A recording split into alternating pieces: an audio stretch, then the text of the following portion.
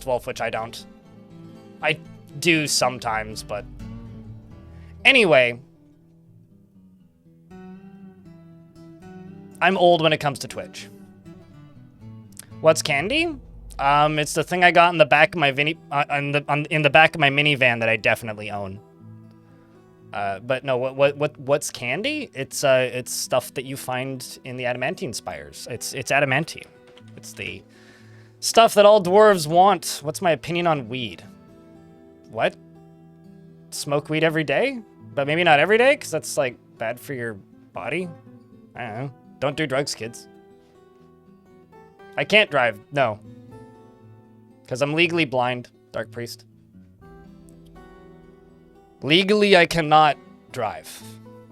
There's one province in Canada I could get a temporary license, and that's what's called a farmer's assistance license, and it's essentially for, like, children, because there's no actual test for it. You're not allowed to drive vehicles off of private property, but you're allowed to drive vehicles on private property for business, and you're allowed to use low-speed access roads for private property, which basically means, like, you can drive around the field. No, it's... My name started off as self-deprecating humor, and it's stuck.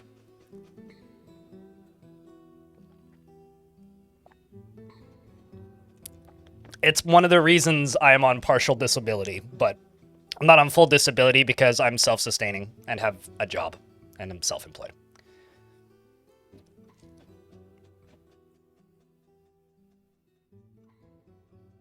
No, because I don't speak fluent French. That would be the first flag there. Necro.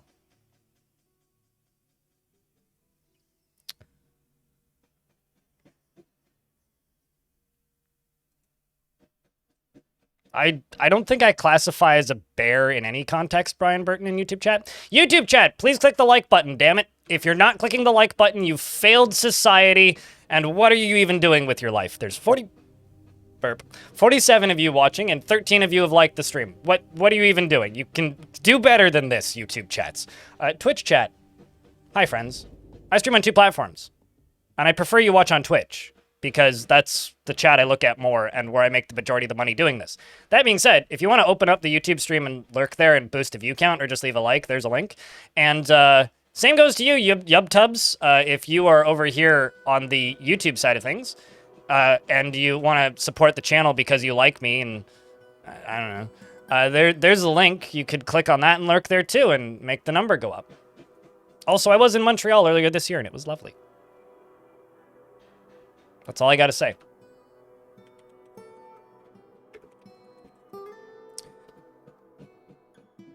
Very good coffee and cocktails. So what is candy? This is candy.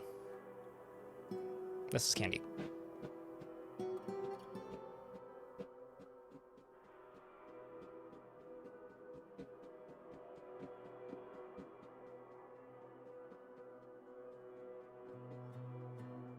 I wonder if Tarn knows how many people play the game because of your tutorials. This game is hell. I mean, this game has hell in it, yes. So does Doom. I mean, Zach and Tarn are well aware of the existence of my videos. They've watched my videos. So... Only 3 months. Dang. I don't know. Thought I've been a lurker for a little while longer. I was told that video I made on Jupiter Hell Classic, which I think is at close to 50,000 views now, got that game about 1,500 wish lists, approximately, based on some developer math, which is kind of crazy to me. So there's that. All right. As a reminder to everybody, since we're properly started now, VODs of these videos can be found at youtube.com/blindextras, /@blindextras, which will always feel bad to say out loud. Thanks, TikTok, for ruining URLs forever and putting @ symbols in them. Lexi, thank you very much for the 3rd month. Welcome back. I just want to say a real quick thank you to everybody in the Twitch chat here with hats next to your name. You are the reason that I get to do this full time.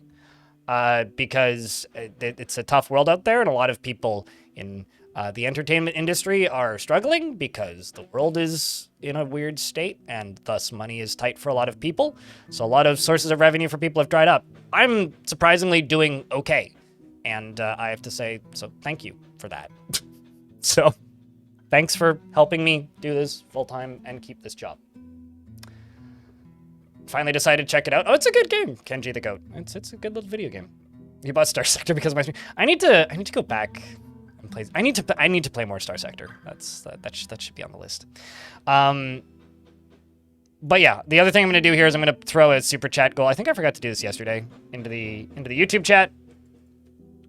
This is primarily for the algorithm, to make the algorithm go burr. But yeah, just as a reminder, this is a completely crowdfunded channel. I don't do any sponsored segments.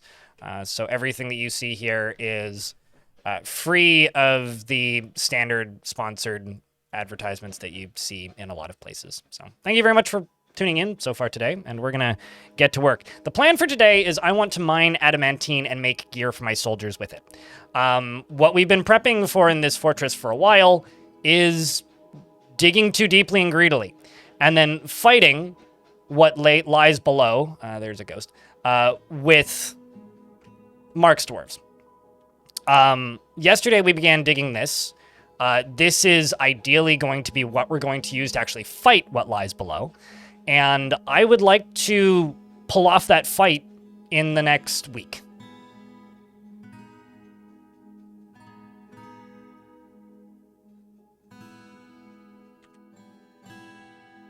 I mean, if YouTube actually cared about banning and demonetizing AI channels, you know what they would do? They wouldn't ban and demonetize AI channels, because they're never going to ban or demonetize them all. There will be 1,000 more, and they'll get approved by the robots just as quickly. If they actually cared, they would go to this tab right here, and they would get rid of this.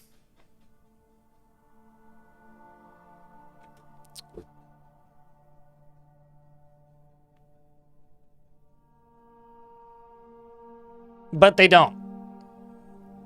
So no, they're not going to get rid of it. Until that tab disappears, it's just gonna keep going, because they're actively encouraging it. And most of that is pixel art. And the free install for the free version of the game, I think it's like 48 megabytes. It is tiny. The ASCII version, which is like I said, free, is like less than 50 megs. Okay, so I can place that. The named dwarves in the fortress are as follows: Ice Blue, Hippo, John Dwarf Fortress, everybody's favorite dwarf, Cricket, who has survived a lot of odds over time, Phantom, who's also survived a much longer time than I thought they would. This dwarf was tantruming a ton at one point and has since stopped. Killed with Style and Jeff, as well as Shogun and Adam Zucchi.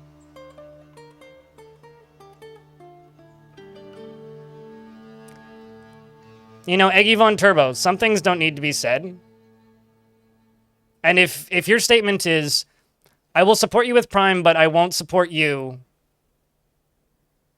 through Twitch. Supporting me through Prime is supporting me through Twitch more than, you know, just going to my blog and supporting me there. If your goal is to support the streamer, there's ways to do it without doing it through Twitch, and there's also ways to do it without just throwing shade at a platform that is unwarranted. Because it reads like you just don't know what you're talking about. But if the goal is to support the creator, support the creator. Fucking unsubscribe from your Amazon Prime if you actually don't like things that the Twitch's CEO is saying. Which, he's a little bit of a doofus, but... Rydern is in the fort. Nano. Wolf. Love Monkey. Laya. I do appreciate the Prime, though, but... Support on Kick? Get fucked. Get out of my chat. Merlin Buff, Serena G, Phazon, Triple A, Dig Duggo, as well as Dave Danger. Also our queen, Agatha, who I need to give stuff to. I need to name their throne. We've got Wood Eye, we've got Rove Beetle, we've got Owl Terror, we've got Inner Bunny, we've got Rhythm, we've got Heart Spiders, we've got Crossbow Iron, we've got Dulkin, We got Arx and Dumb, who I think is my best Marks Dwarf, and is also, like, ecstatic with his existence. We've got Cilantro, Badger Demon, who killed a Badger Demon, and Drew, the performer. And also, I'm not joking, Dirty Widget. I know you say that as a joke, but, like, fuck off.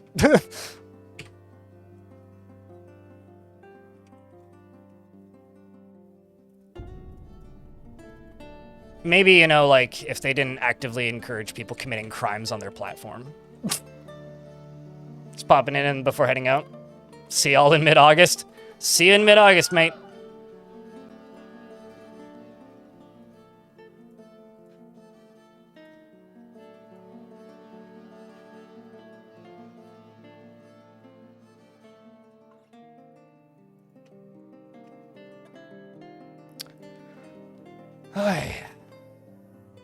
Only beards. I love how you just need to say only word with an S at the end that's in plural, and it just means like porn. It's the world we live in. All right. Well, I've got a bunch of things I gotta mine out really quick.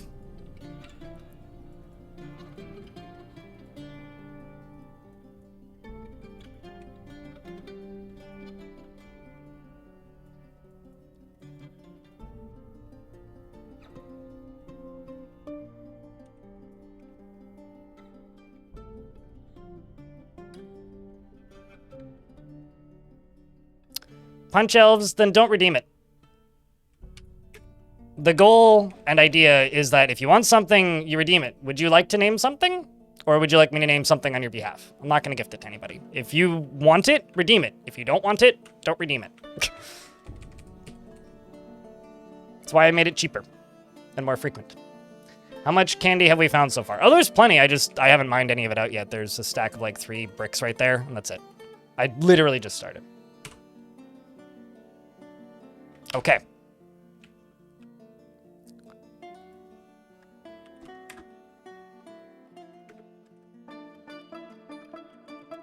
There you go.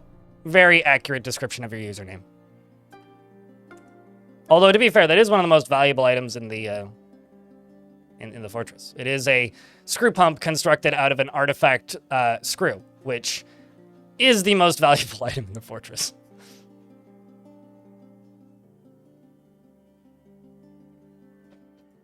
You're welcome.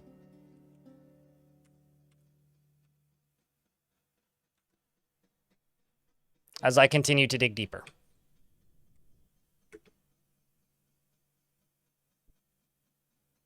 You got to be more specific on what you want if you want a different representation of your name or you.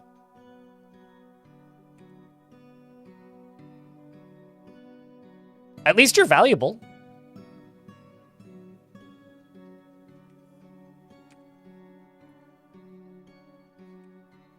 That's probably immediately going to seal up again. Uh-oh. I was going to say, did that dwarf just get whooshed into there again? Kind of looked like it. There we go. We got rid of that clother. It fits. I mean, hey. Punches affectionately in brackets.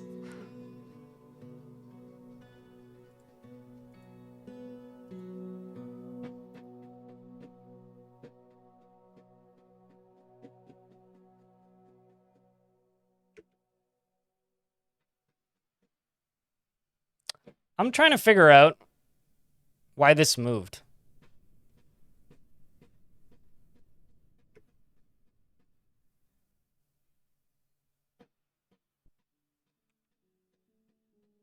And I'm kind of not sure why it did.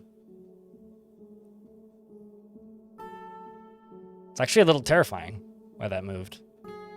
Like the fire suddenly appeared. Ah! Speaking of things that moved, how did you end up down here? Well,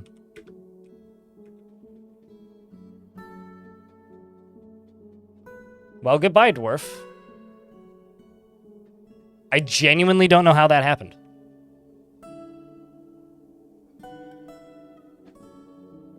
Like, truly, I have no clue.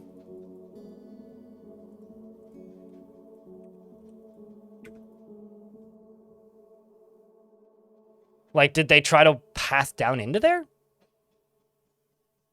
That's kind of all I can really think.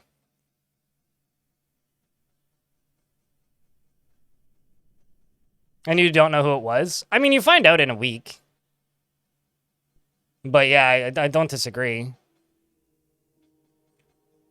It can be a bit bothersome sometimes. I don't like it when diamonds catch fire constantly. That's my biggest annoyance. That's my biggest annoyance, is when diamonds catch fire constantly.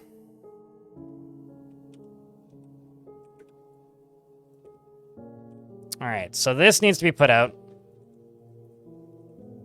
So I'm just going to go to this top level right here and just do this. A whole bunch of pit ponds. Whole bunch of pit ponds. And a whole bunch of pit ponds. For this one. Is it because you're channeling it, maybe? Is that the problem? Maybe the problem. Well, this right here needs to get dug out, so does that. I could just start digging out these two repeatedly, and that'll power through a whole bunch of this, and hopefully help. That'll hopefully get done quicker than not, and I should be able to do this. And just claim all of this, and get all of these Marks Dwarves training somewhere else, with the exception of one. So I'm just gonna maybe jump down to like this one. You've got a pretty solid set of dwarves here. I'm going to zoom out and go up to here and get these bottom two squads training. I'm just gonna get them wrestling over here. I'm also gonna get them to store their ammunition over here. And I'm going to, oh, do I already have chests there? Yep, we already have chests, okay. So these dwarves are gonna go train over there and they're gonna store their ammunition, meaning they might get cave adapted, but the idea here is that they will be able to stay close by in case something horrible comes crawling out of this place. Like that. This guy's stuck in the wall. I'm not totally sure how that happened, but it did. So the result is there is a dude stuck in that wall. And that's about it. I don't really have too much more information other than that. And I'm not sure if it's alive or dead, but he's stuck in that wall. So we're just going to leave him in that wall until we need him, which may be a while. I'm also going to dig into this. Oy. Actually, you know what? No, I'm not going to do that there, because I don't want to dig into that. Instead, we'll just dig out these two. Let's get that one first. Maybe they slipped, though. They definitely tried to path through something. How do you get your hunters to only use bone boats? I haven't messed with hunters much. Hunters were the one that I had issues with when I first started messing around with the new systems. So I just kind of stopped, and this map doesn't really have much that in the way of hunting anyway. So I know that you use... Oopsies, not that menu. I know that you go to labor, standing orders, other, and then it's this button. So I would presume that, like, the one time I messed with it, labors, standing orders, other, click that button, add ammunition, bolts, material, bone, and then hit confirm. And then when you open this menu later, all of the available bolts should appear in this menu.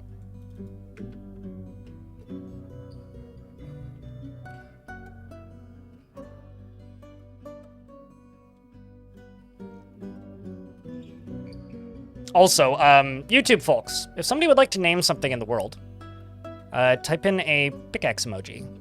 First 3 people to get a pickaxe emoji into the chat get something named. Or the first person to get 3 pickaxe emojis posted in the chat gets something named.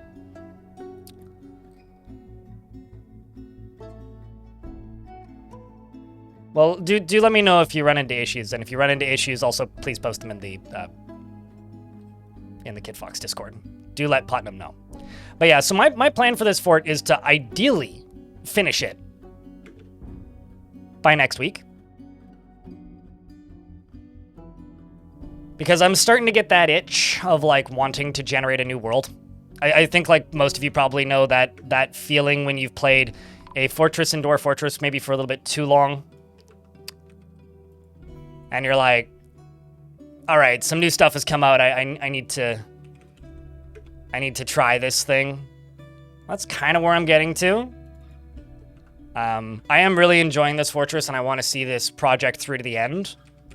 But, Mountain Home first,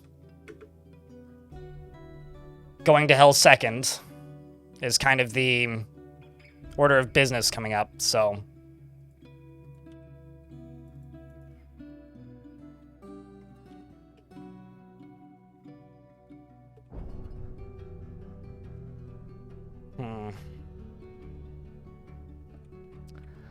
I kind of want to just pour a bunch of water into here.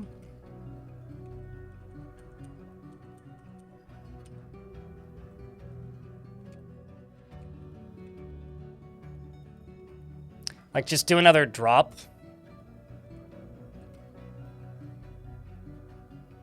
What do you think, chat? Should I just build another Hammer of Armok and drop it? Or should I keep plucking away with this? Building the Hammer of Armok would take more time. It's also way riskier.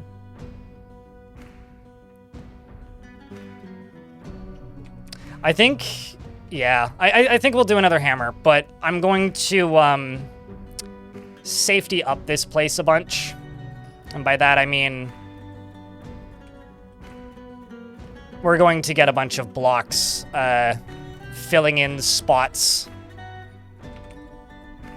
that could be problems first.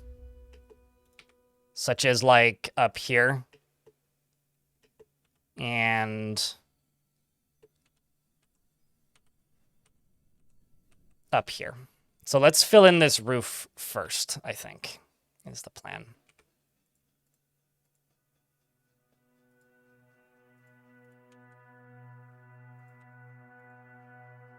Or at least a chunk of it first. And also I can go down to here and go... You're right there, roughly.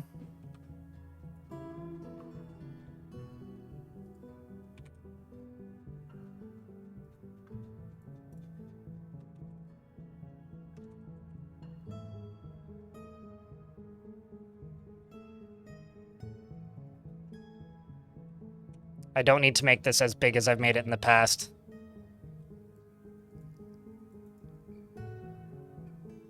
Yeah, we can just do it this way.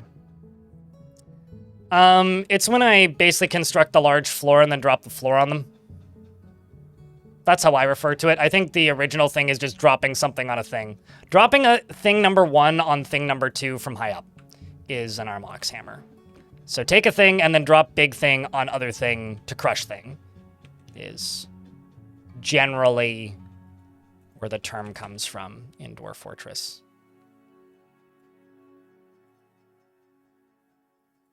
I'm making 2 memorials for this ghost, I think. Am I? No, I'm not.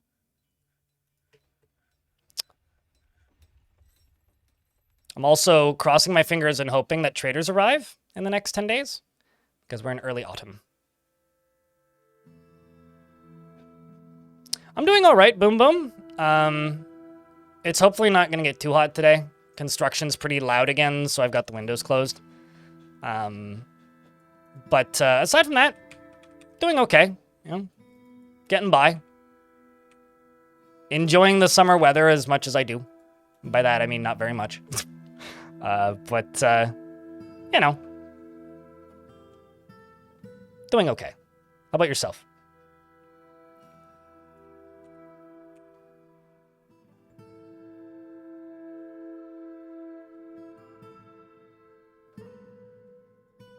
Okay, so what are most of these dwarves doing?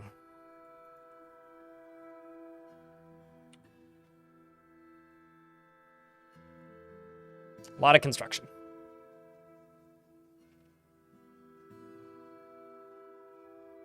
Will the hammer destroy any materials? Stuff that falls into the lava, yeah.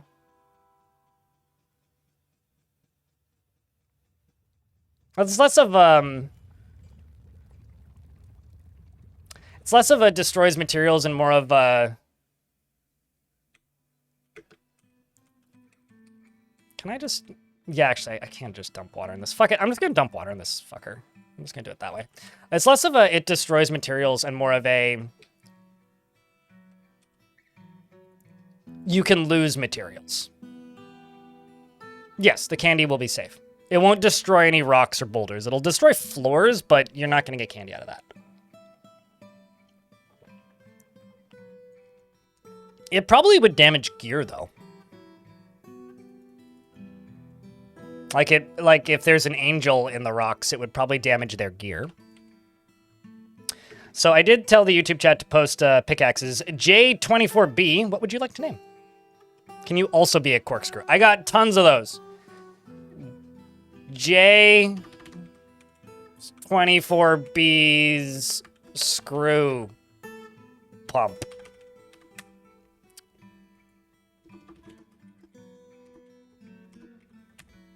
There you go. You are now also a corkscrew.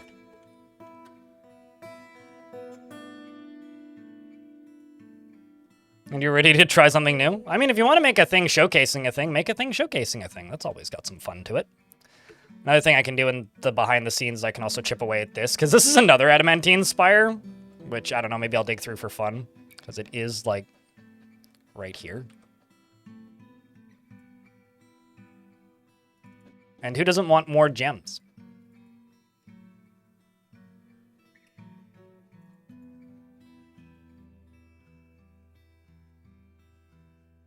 I don't think you were the only corkscrew already, for whatever that's worth.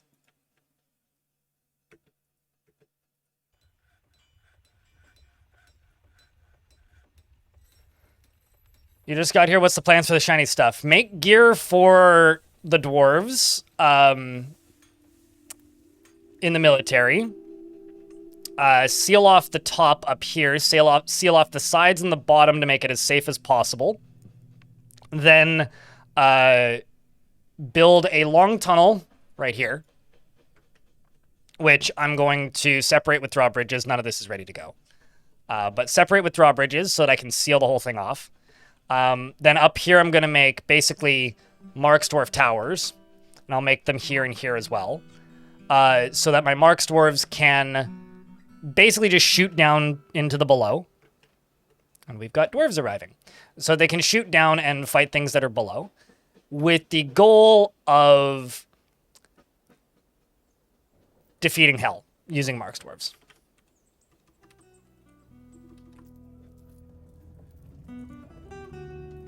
That's the entire plan.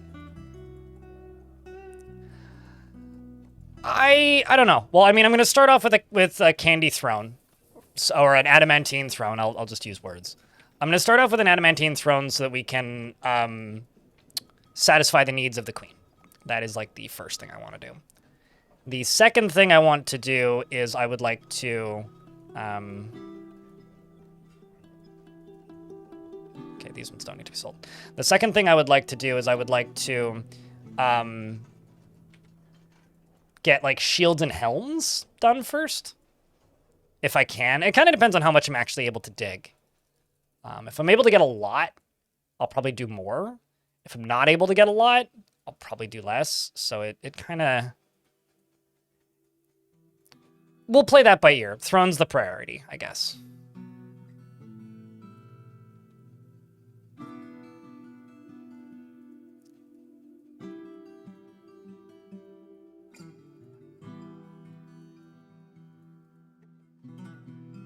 Jenny Thrower is throwing 10 YouTube memberships into the YouTube chat.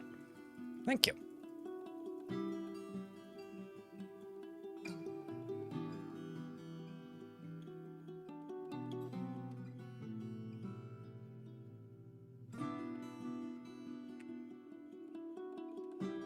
Shoot up hell. You know, if the Americans are good at anything, it's shooting at things that don't deserve it. So, from innocent wildlife to things I shouldn't mention on a live stream without starting a discussion that's going to be awkward. if they want to go shoot guns into hell, honestly, more power to them. It's probably worse places you could shoot guns at. And no, I don't mean walking into Texas and shooting up.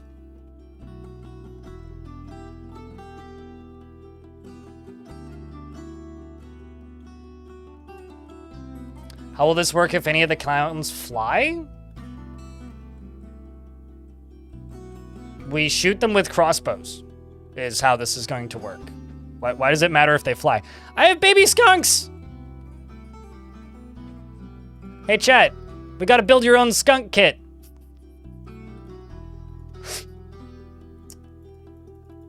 Excellent. So the way Demon the way Hell works is the same way any other map area works in Dwarf Fortress. Everything has a limited population, Hylam. And that limited population can repopulate parts of itself by breeding, by doing all sorts of other things. When you initially break into Hell, you get basically a wave of enemies that you have to fight all at once. But once you're through that wave of enemies, they just kind of periodically come and go on the map like any other wild animals do in any other map. And it's based on local populations. So whatever exists in that area or that region is what you'll have to fight. But they are basically just wild animals. So if you have methods and the ability to kill them efficiently, you can generally keep them at bay once you're through that initial wave. It's just a matter of getting through that initial wave. Do skunks inflict a syndrome in combat? No, they're basically a cat. They don't do any stinking thing. Almost no animals in Dwarf Fortress actually have special abilities. I mean, there's the odd one, like turtles can go into their shells and things. I want to say like armadillos can roll up. I think echidnas have something as well, but they're very few and far between.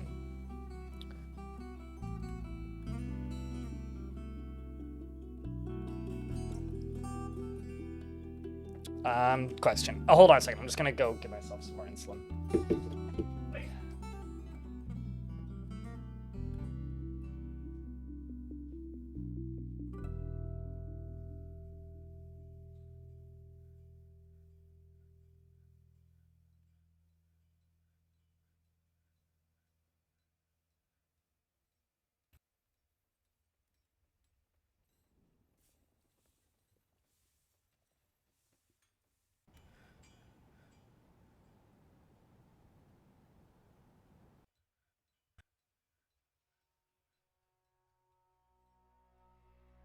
Wait.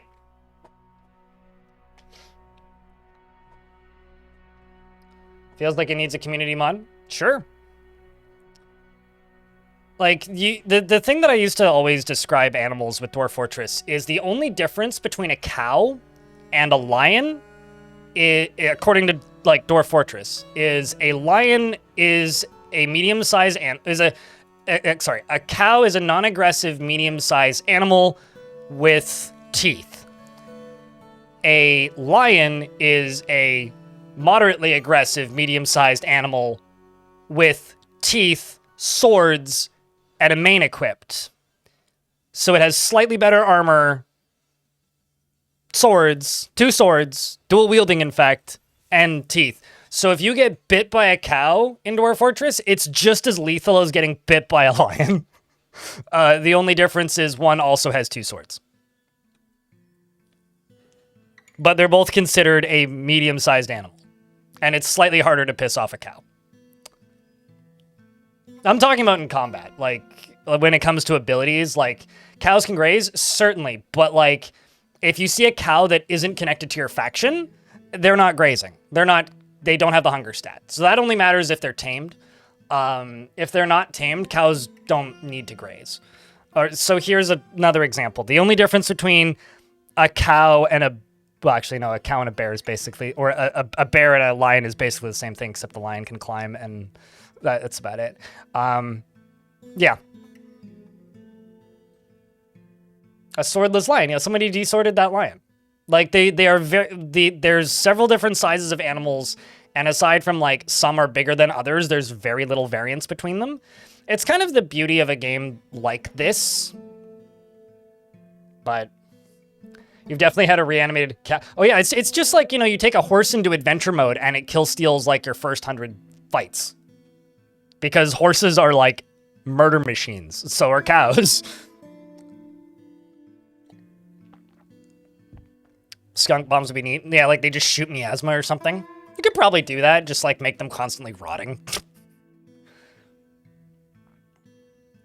Give them a little appendage that they rot off of themselves whenever they get scared of something.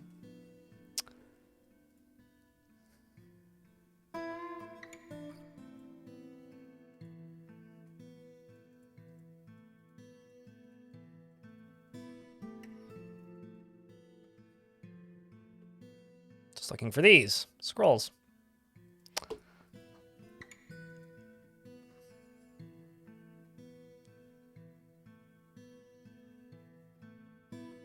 It's taking all of your leather. Then don't use leather.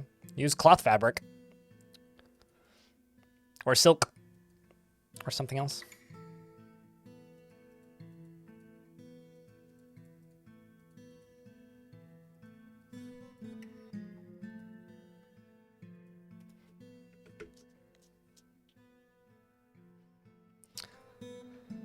And then the last thing I'm going to do is...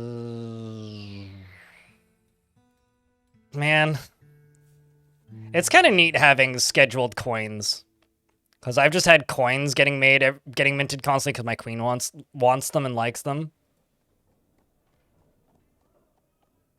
Wow, got a Star Sapphire figurine. I love it when, for those of you who don't know, if you randomly just have like gem figurines occasionally, it's because dwarves will make figurines occasionally whilst cutting gems. So the higher skill the gem cutter, the higher the likelihood that they will occasionally just make figurines. And I fucking love it when you have like higher skill gem cutters and then it'll just be like, oh, where did all these like diamond crowns come from?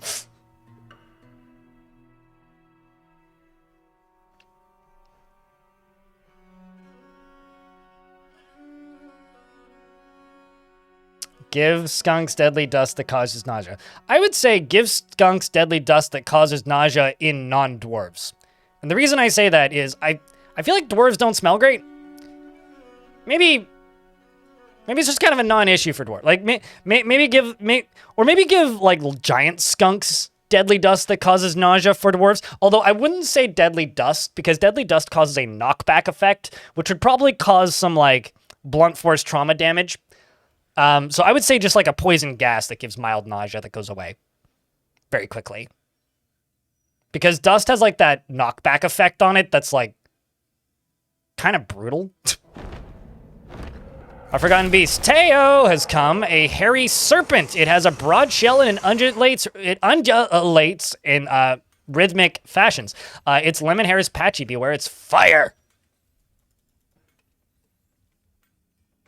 Is this the layer where it can get to me? Yes. All right, well, let's hope that my dwarves have good aim.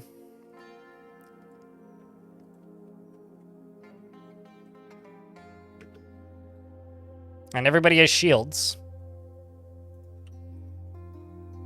Most of them do, anyway.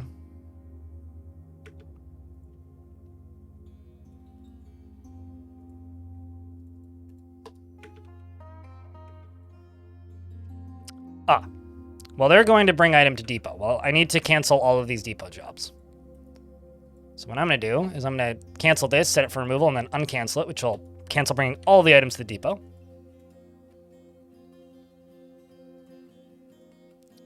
Chat, wish me luck. I need a vile force of darkness here.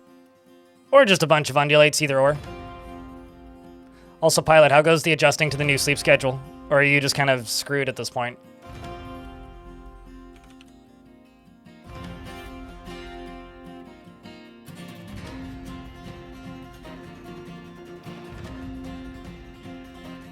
Well, we do have the ability to mod in procedural creatures now, or soon. We'll have the ability to mod in procedural creatures soon. This dwarf is like playing with wood right now in a way that's maybe dangerous. So the ability to have things like that is now a bit more of a possibility with the Lua stuff coming in. I wonder how doable that even is, giving effects to common creatures. Because I haven't seen any mods that really do that. You'll figure it in with time, you're sure? Yeah, no, I mean... Jobs that require sketchy sleep schedules are scary. Alright, I'm going to pause the game. Yeah, but it's the ability to... Okay, dwarves are not creatures, for one thing. Dwarves are kind of their own unique thing. And two, that's not like a skunk, you know? Just because a creature can do that doesn't mean it's easy to mod it. I haven't seen any mods that add stuff like that, so I'm just musing that. I don't know how possible it is currently. Pre-Lua changes. Run away, Dwarf. That's all I'm musing. There's plenty of things that things can do that can't be modded into the game, and won't be able to be modded until the Lua stuff starts to come in, which is probably going to be sooner than later because it's apparently moved over to the beta branch now. It's moved from maximum instability to partial instability.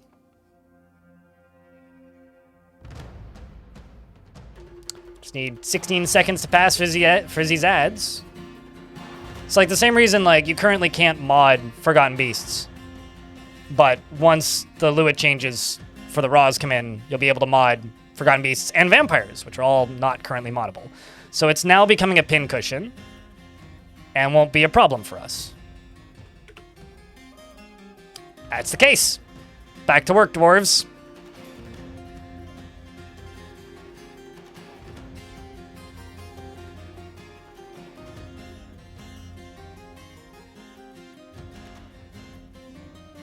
Wow, I didn't even actually turn it on.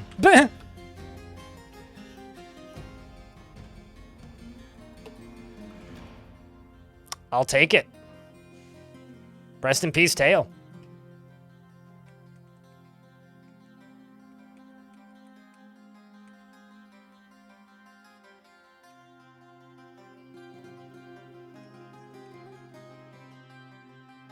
You want to play a demon person in adventure mode? Yeah, I was going to say Rum Rusher is literally the person to talk to for this.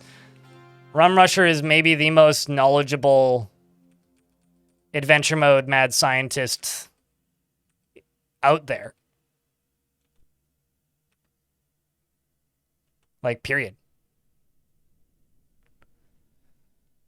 This is putting out all of the fires, which is exactly what I needed.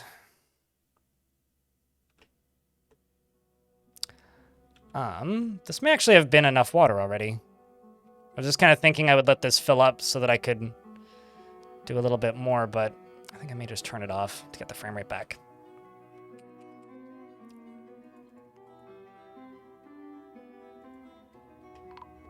Uh-oh. Oh, well, that's fine. And then this won't fill up as much. It'll still fill up, but... I can also still send a dwarf all the way down into here. And get them to channel right there. Because if a dwarf channels through that... Go get him, you legend. If a dwarf channels through that, then that'll deal with a bunch of the water and hopefully... the water. Become a legendary woodcutter? Did they make an artifact? Piggy?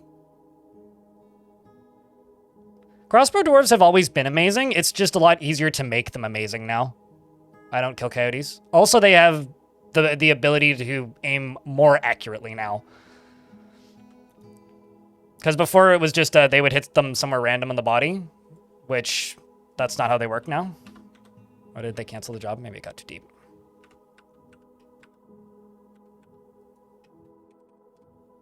Yeah, it got too deep. Oh well. Oh well. For shame.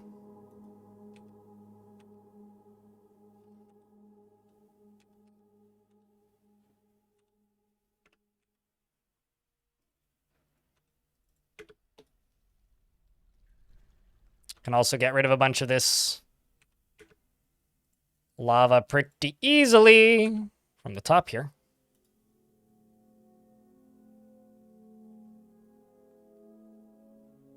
Oh, okay, yeah, that'd do it.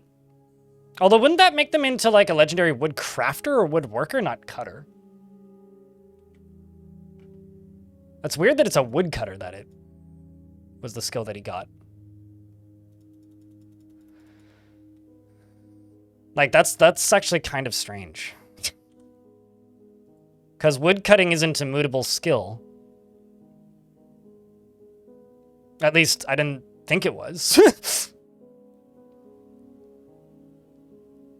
In YouTube chat, Siduri said, if I take something in Fortress mode and get those notifications about knowledge of animals, makes it so that Embark starts as an adventure, you can take the new animal. I think it's supposed to. I'm not convinced that that system ever worked properly.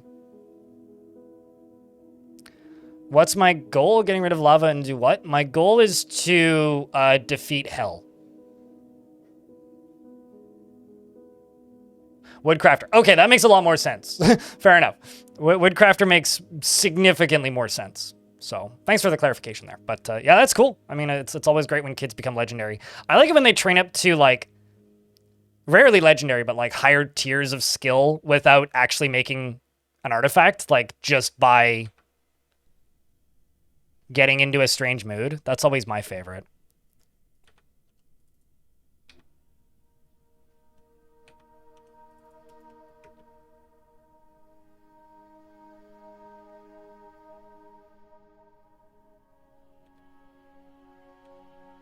Okay, well, that now sealed up.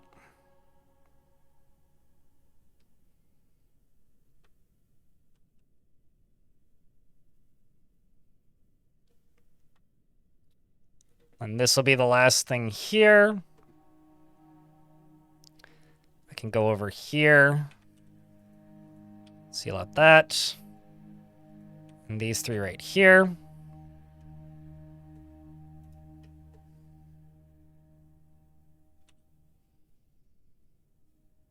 But yeah, Woodcrafter makes a lot more sense. Big Buzz as well.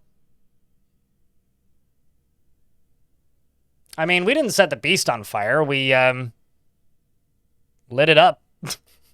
Figuratively, not literally. So this is going to be a bit of a pain in the ass to get rid of. But once this up here is built, it shouldn't be too difficult for us to cave in a bunch of this, which will cause a bunch of the lava to go everywhere and a bunch of the water to go everywhere. And that will certainly help us out. The other place that we need to be working is up here on these blocks, because these blocks will, you know, assist us with defending this place if and when it comes to that.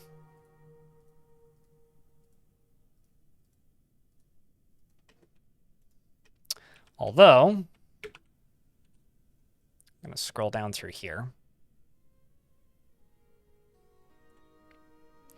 to all these stone cutter shops. Just get rid of those. Let's also cut some gems. Actually, let's cut a lot of gems. Me canceling those jobs is basically me uncanceling these jobs, because these are all filled with diamonds, basically. Like, look at all of this. Like, holy shit. Like, it's ridiculous how many are in here. Absolutely ridiculous.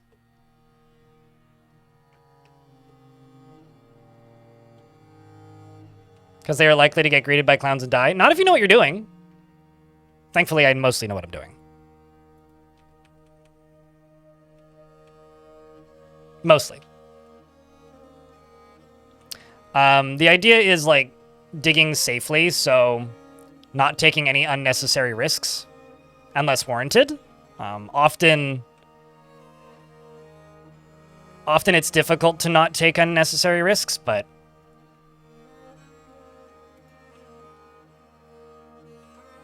I'm not digging in areas, like, it's going to be very rare that I just tell the dwarves to dig out this space. That's a pretty rare occurrence. So usually what I'm doing to drop down a layer is caving in the ceiling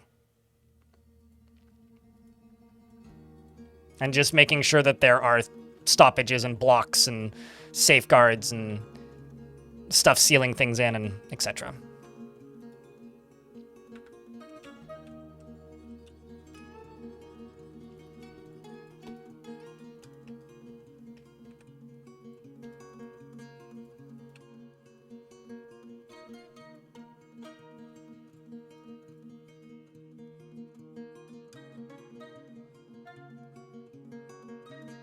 Taking unnecessary risks is fun. Taking unnecessary risks is how you lose a fort. You'd like to be a gem cutter. Sure, just let me get this completed. I want to get these levers hooked up so I don't forget. Or this lever hooked up specifically so I don't forget. But yes. I presume I have some gem cutters. I've had them, so...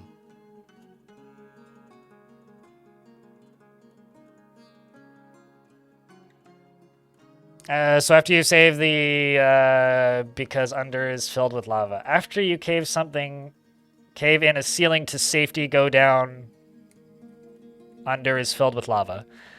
Not to be mean, Happy Camper, but I don't know what you mean. They say, so you cave in ceiling to safely go down because under is filled with lava. It's got nothing to do with lava. You cave in the ceiling to knock out the, potentially scary things that could be hiding around in the lava.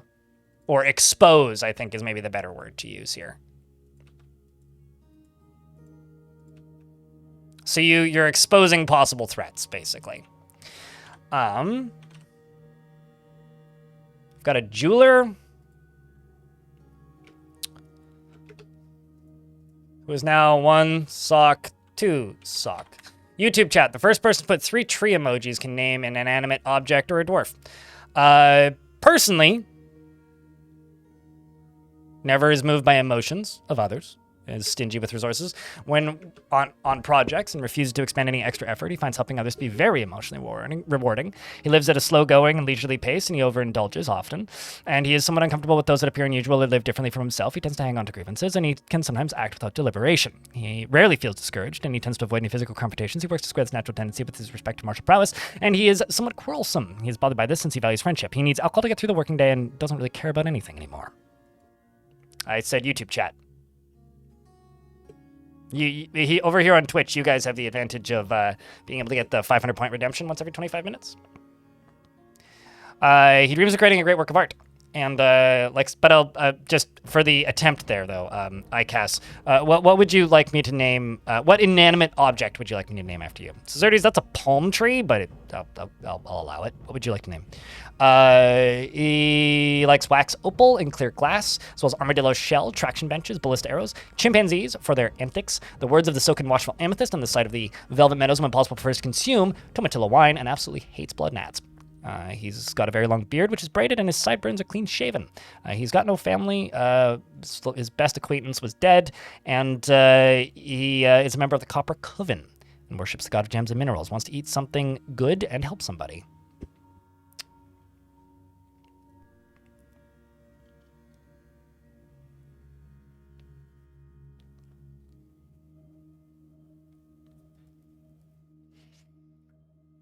All right, you want a lever. Okay, I can do that.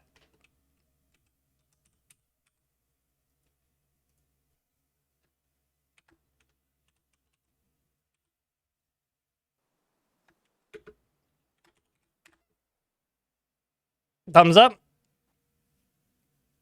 Oh, okay, sorry, not the best English. Thanks for explaining the reasoning behind caving in the ceiling. Yeah, I hopefully I did my best. If feel free to reword your question, so.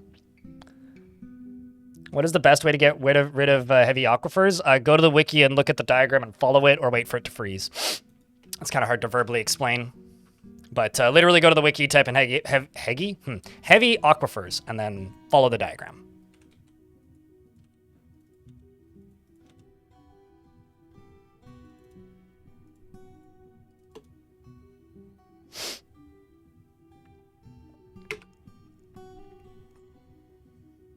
When you washed your hair just now, your vision can't be that bad. Normally, I just wonder why my eyes are dirty and keep rubbing my eyes, and then I realize I need to clean my glasses. That's my usual moment.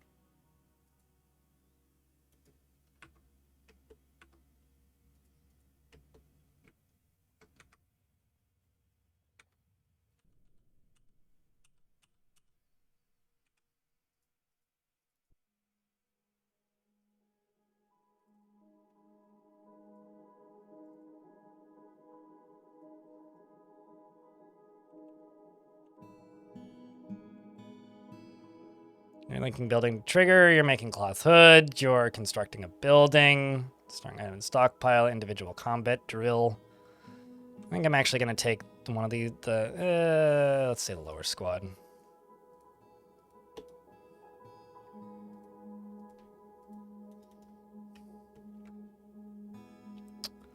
Send them out to go help, because frankly, we need it.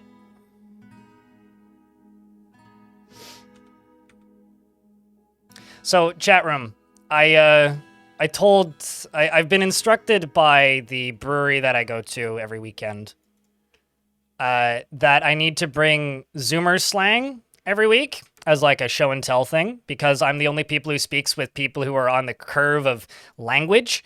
And every now and again, I'll say something and people just look at me like I'm crazy, even though these people are my age. So he's just like me for real is the first thing that I kind of came up with. Chat was recommending goated yesterday. We also discussed the current meaning of the word glazing, which I don't like.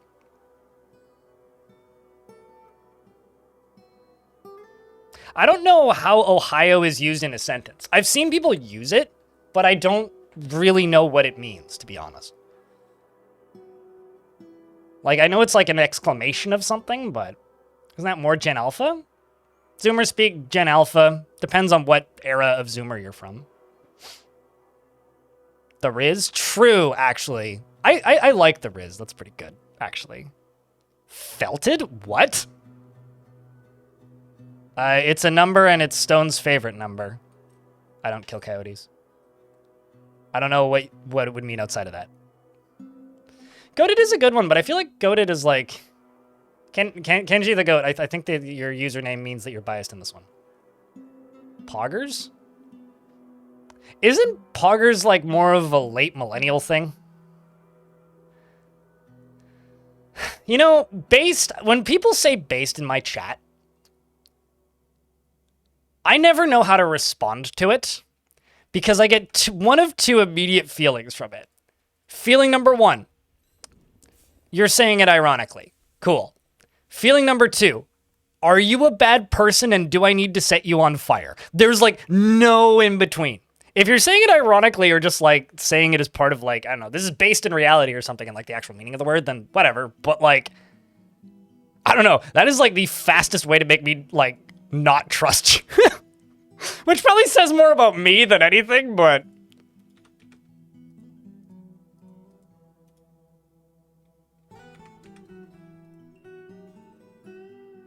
I'm just gonna plop this grate down here. There it is.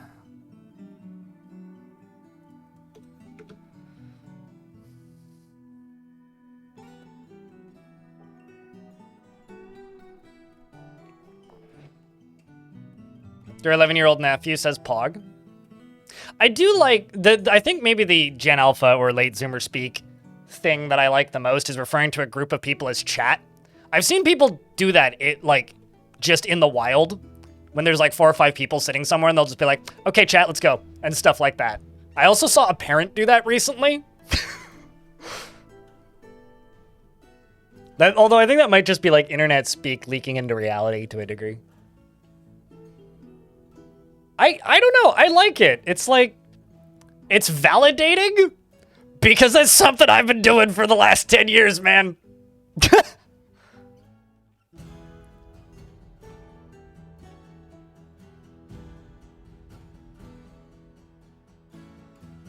So Zoomer memes with the number 67? No idea then.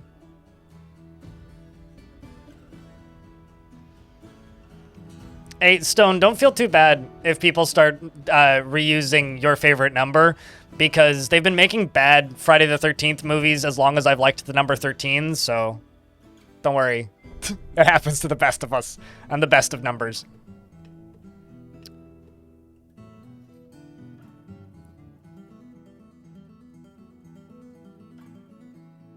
Has decided he wants to say brah a lot. That's Roblox, yeah. Brah. Bruh is I think where that one comes from. It's like one of the default Roblox sounds, I think. It's kind of like oof or whatever that old sound that Tommy Tallarico allegedly had a hand in it bringing into existence, and then H-Bomber Guy made a great video about it, which you should watch at some point. If you want to waste most of a day, great use of most of a day, I shall say.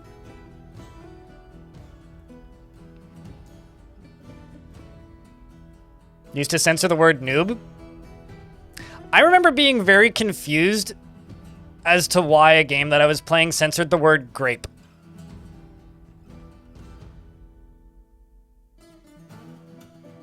Also, actually, YouTube censors taught me a word and the meaning of a thing, and I learned like some actual history and a bunch of culture as like an 11-year-old.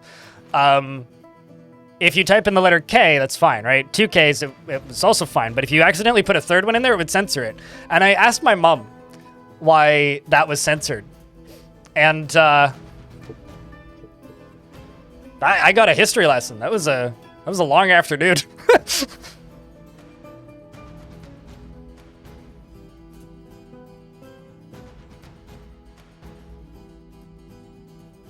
You love wasting 4 hours watching an H-Bomber Guy video. Allegedly, he's got another video that's almost done.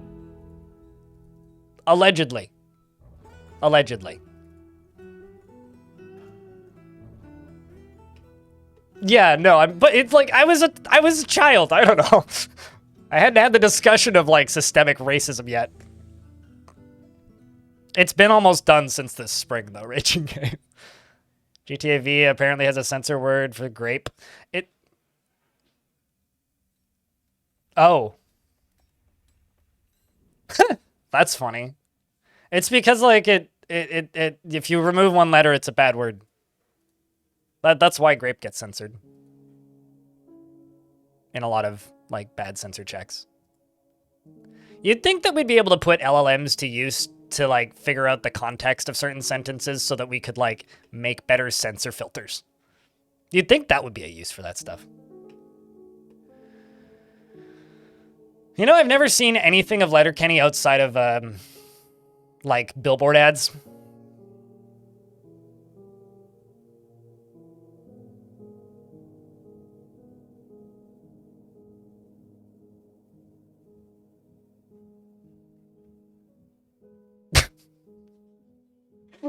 That's a really bad censor filter. You know, ones that, like, understand the difference between a whole word and part of a word.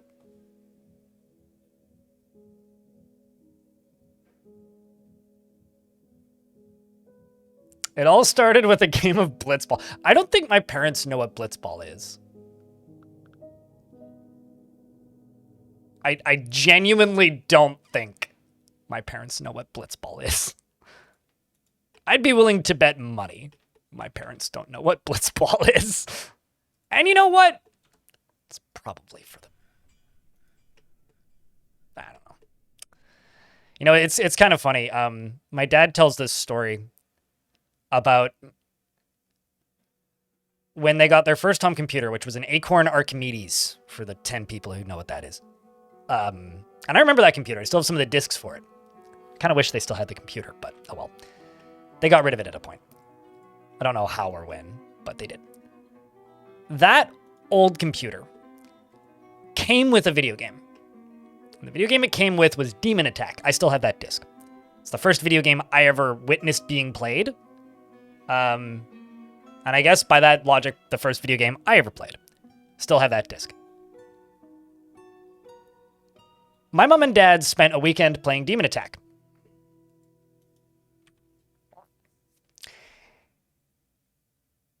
And my dad was almost late for work once because he stayed up trying to beat my mom's high score.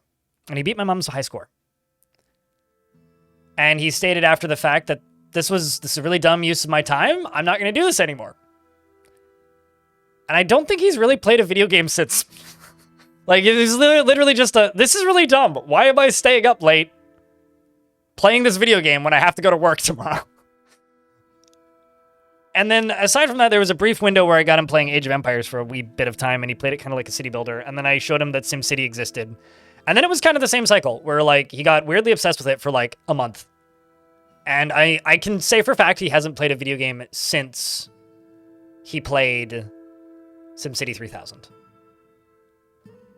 And recently, my mom plays Candy Crush these days. It's actually like, my dad has actually come up to me and said before, like, how do I stop her from playing this thing? It's awful. I hate it.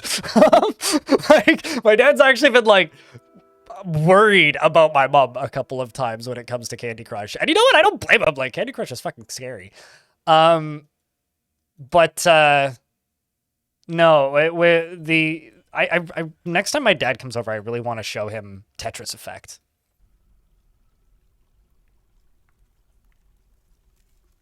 The mobile game where you breed dragons? Which one? There's a lot of them. What you building? I'm dropping rocks on the front door of hell. Also, speaking of video games, you guys want to see the most fucking video game I've ever seen? I posted this in the Weeb Trash section of my Discord, which I almost never post in. I saw it on Blue Sky. This is like a 3-second clip.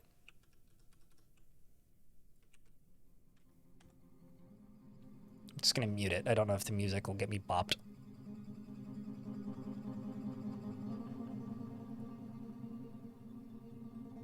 This is the most video game I've ever seen.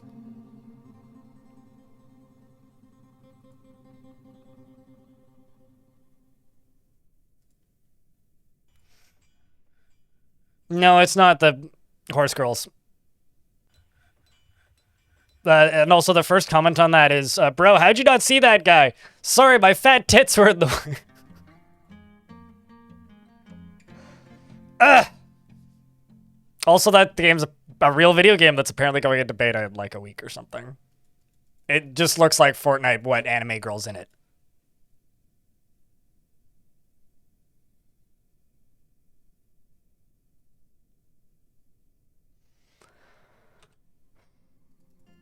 You know, I would start naming characters from Like a Dragon, but I don't actually know enough of them to be able to do that. I don't think someone had AI slap boobs into Fortnite. It looks like they put slightly more money into it than that, but...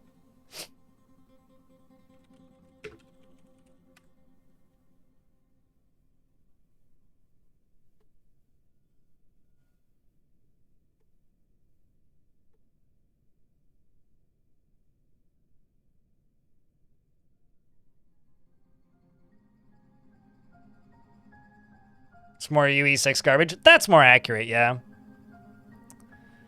That's more accurate.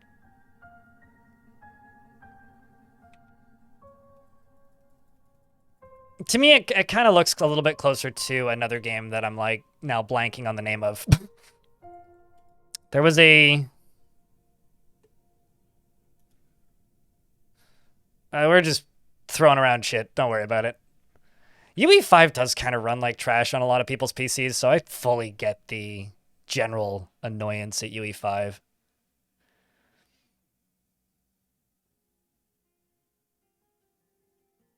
I feel like we should be finished with UE5. We should just stop using it, just like as a system. Although, you know, chat, you guys remember this era. So I feel okay talking about this. You guys remember that era of video games where everything was just Unity bad, and whenever that Unity logo popped up, that was the reason the game ran badly? Not developer incompetence? You know? Like, it was just, oh, well, of course it runs like shit. It's a Unity game. I feel like we're at that point now with UE5, because there are some UE5 games out there that run fine, and nobody seems to notice.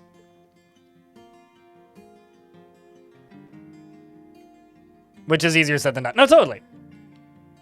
But, like, I just remember that era of indie gaming where it's just like, the Unity logo appears, and immediately that got all of the blame for all of the problems for everything forever.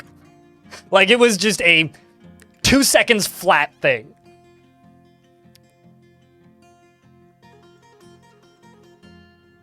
It didn't take long. It was just, oh, well, yeah, of course that's why it's bad.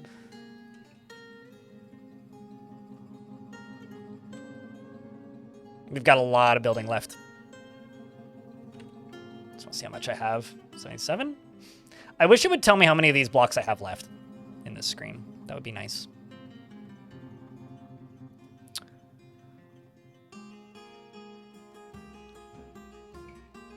Marketing and probably money drowned that sentiment from the internet? No! Unity got good. Is the two things that happened is Unity got good for a while. I mean, it's got problems again, but for a while there, Unity got really good. People got really good at making Unity good as well. And they removed the logo from the free version of Unity, so you didn't need to advertise the fact that you were running on Unity. And also, like, games like Hearthstone came out, which ran on Unity, which kind of, like, changed a lot of the like, a lot of games that people really liked that ran really well came out. And that really helps public perception.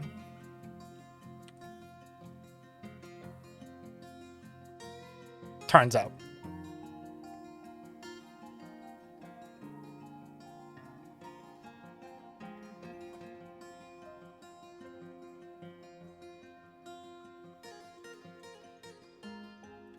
I think I'm actually going to do something. Only selected do this. We're going to cut back drastically on how many dwarves are actually hauling. Because I just want this construction done. Some ads are about to run, and I've been streaming for almost 3 hours, so now is my opportunity to go use the toilet. People liked Hearthstone for a hot second when it first came out, okay? You cannot erase history. Coded demon. I will be right back.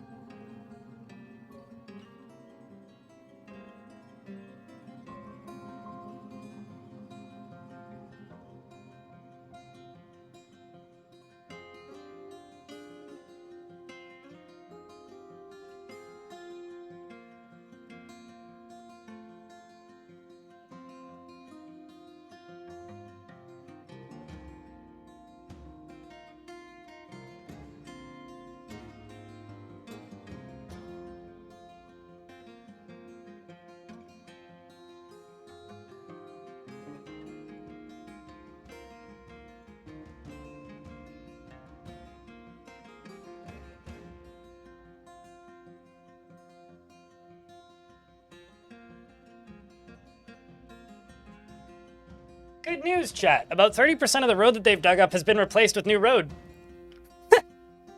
They're still digging up more of it, though.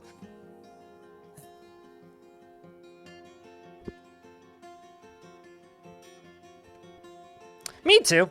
I never played it seriously, though. I played Hearthstone for, I don't know, maybe a year or two.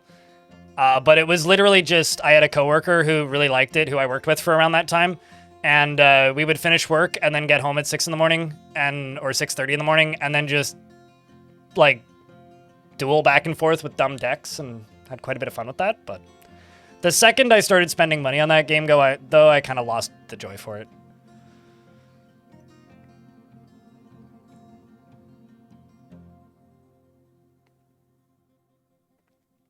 This is a number I cannot promise. Number get bigger. Hey, if number get bigger, number get bigger. If number don't get bigger, number don't get bigger.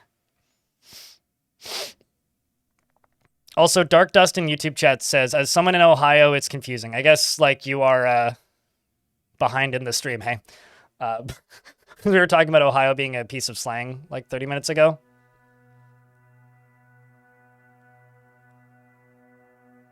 I wonder if value of anything in Ohio has gone up since that became a slang term.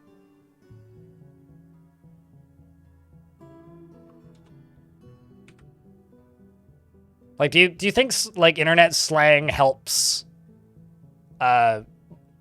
like, property values or anything?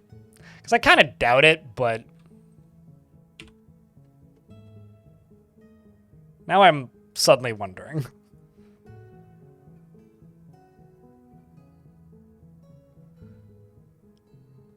Probably go down, right? True.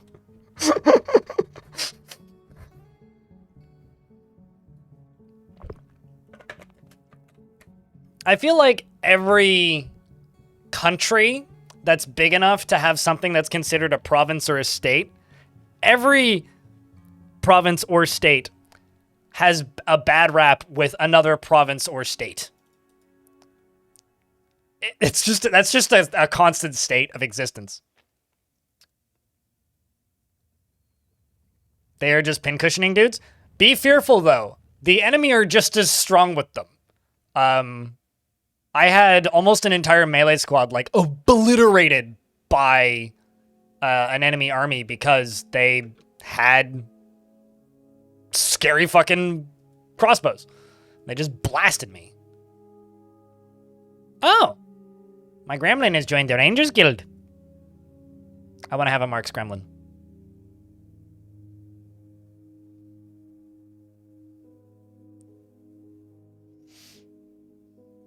Yeah, and I'm all for, like, fun beef, you know? Like, make fun of hockey teams. That's a good time. I think everybody can, like, get behind the let's hate a city because of their hockey team. It's kind of funny when, like when I talk about Toronto as an example.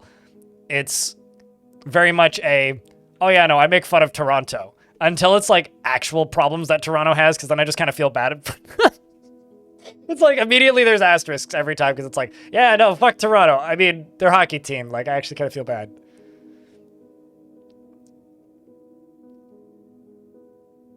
I mean, or you could just be like the Irish and have rival sports teams as an excuse to fight each other, or literally the way you solve local disputes. Something hurling. I mean, it's good to be a little bit, you know, self-flagellating. Maybe not the best choice of words, but I think it's positive to be a little bit self-aware, maybe is what I would say. As a definition of Winnipeg, you have a reputation. That's the worst airport I've ever been in my life. Worse than the Toronto Pearson Airport, which is like a challenge.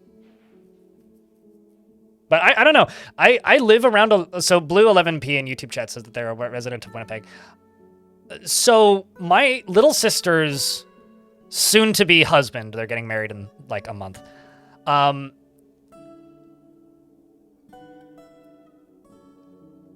Like his entire family is from Winnipeg. So it's really funny because I kind of can't mock Winnipeg when I'm around my family anymore, even in like good fun. Because they get kind of unironically annoyed going like, well, it's the most beautiful place in the world. I'm like, I'm sorry, you live in BC now. Like this is the most beautiful place in the world. Get it right. But I kind of can't do that anymore. You play Dwarf Fortress every day for 3 months and you don't even know what your goals are anymore. How do I make sure to get visitors like performers and mercenaries, etc.? You have to be in an area that's populated. If you've been playing one fort for the last 3 months, it's possible they've all died. I've had entire worlds where you never get a visitor. And then I've had entire worlds where you build a tavern and you have 70 visitors before you get to 25 dwarves. It depends on how many there are, how many are in the area that you set up shop, and how well known your town is.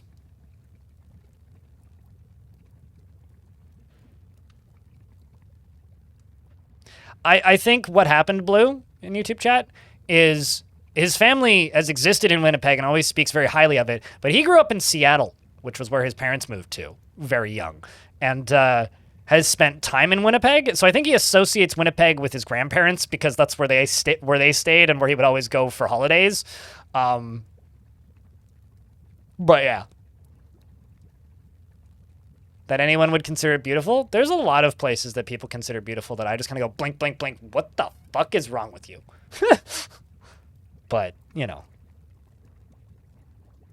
I also grew up in the greater Vancouver area.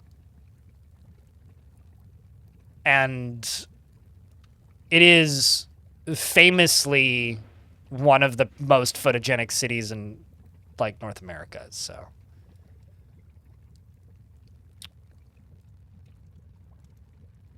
We went to Vermont for the first time last week and it was lovely. I've heard great things about Vermont. I feel like we talked about this before you went there.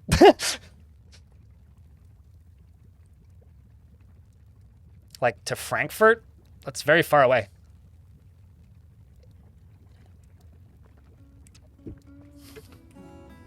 GTA? Wait, who the locals call what GTA? What locals to where?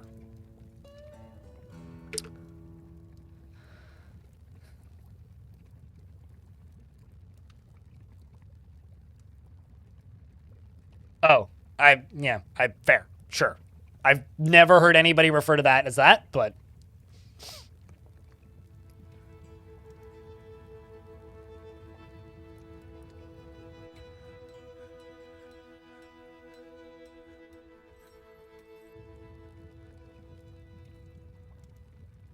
it's usually just a, yeah, I lived in Toronto is usually how that goes. Or I lived in Toronto, and then very quickly you find out they lived in Toronto and sound happy about it because they lived in the suburbs and had rich parents and just drove everywhere.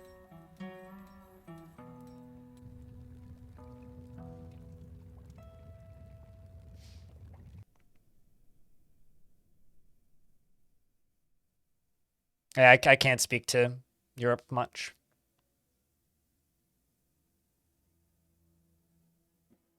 Traders leave and the frame rate almost doubled.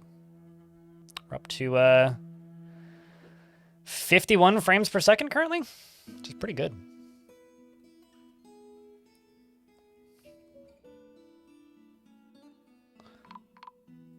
Oh yeah, no, Toronto's not the densest place in the world.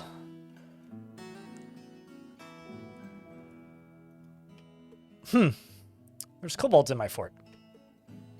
I always want to know what they're trying to steal, because they come in with a goal, right? So they got a specific thing that they're trying to leave with.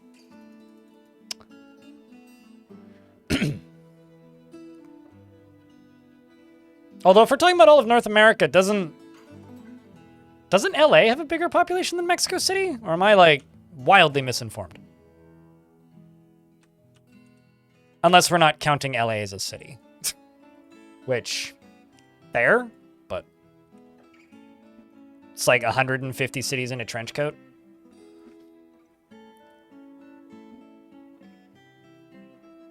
What is this fort about? It started off as a library and then slowly morphed its way into a let's invade hell because Dwarf Fortress updated and changed how Mark's dwarfs work. So I was like, well, this would be a really fun fortress to invade hell. So I'm trying to invade hell.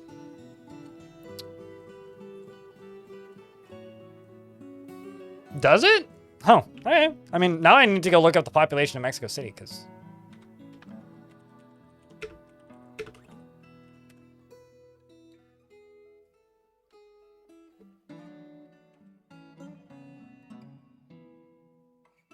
$9.2 million is the capital of Mexico City, which according to Wikipedia classifies it as a megacity.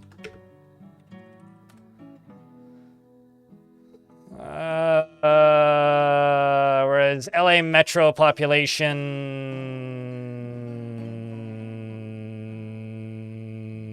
is 18 million.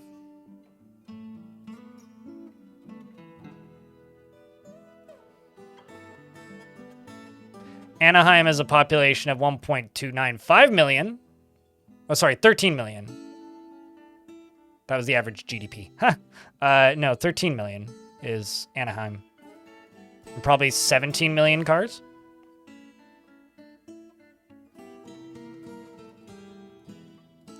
Any visitor could petition to live in your fort if you have a mayor. Or a fortress leader who's available to attend a meeting. So, yes. I've seen it happen. They usually request for the purpose of study is like their stated requirement or reasoning.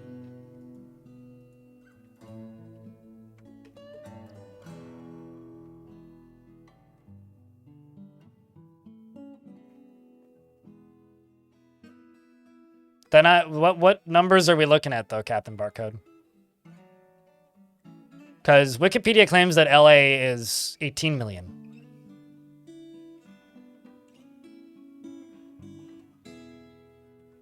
Oops, sorry. Punching my microphone over here. You headed out, Diamond?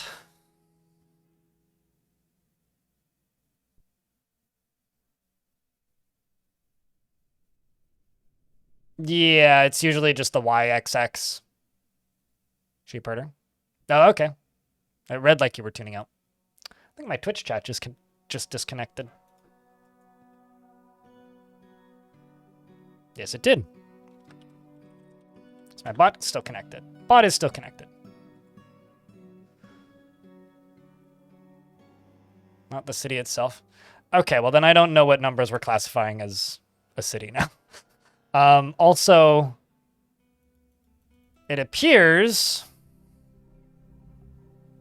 we're getting robbed.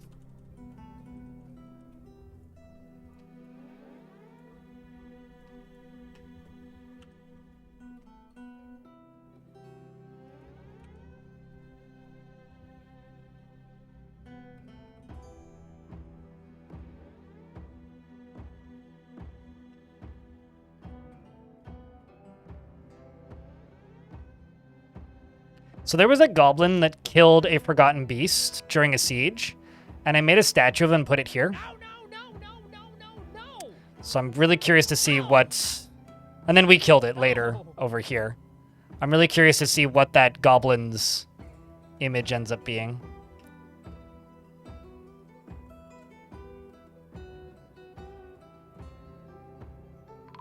Those are big cities. Indeed. Okay, fair enough. I mean, I stand corrected.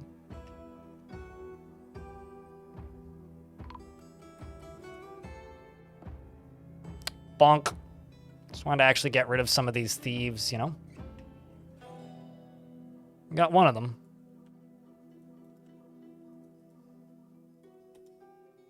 Bunch of free bags out of that, actually.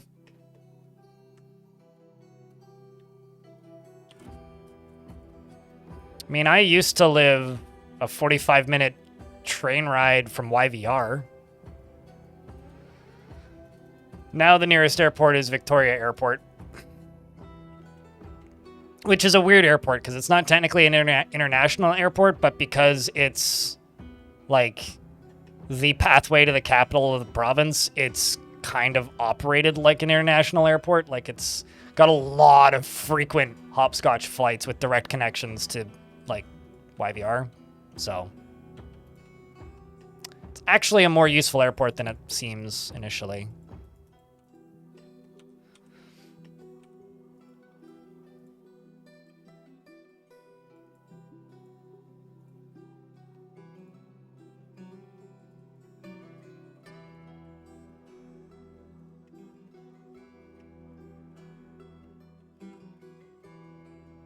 What's the biggest nuisance in Dwarf Fortress and went to establish a good... And what's the biggest... I don't know what the question is, Bloodpool. The biggest nuisance? And went to establish a good-sized population. Could you elaborate a little bit on that? Like nuisance, you mean like the biggest threat? Probably Untamed Wilds if you're inexperienced, or maybe the monsters in the caverns?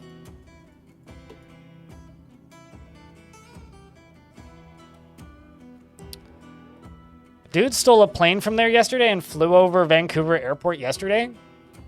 Has the plane been found? Fucking my guy, that's amazing.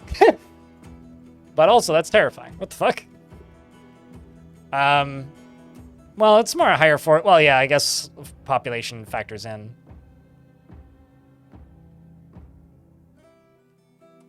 I mean, the biggest threat to your fortress, if you don't know what you're doing, are either web spitter, or either creatures with webs, or creatures with fire, probably. Yeah, they arrested him. Well, that's good. Why did he steal a plane and fly away with it?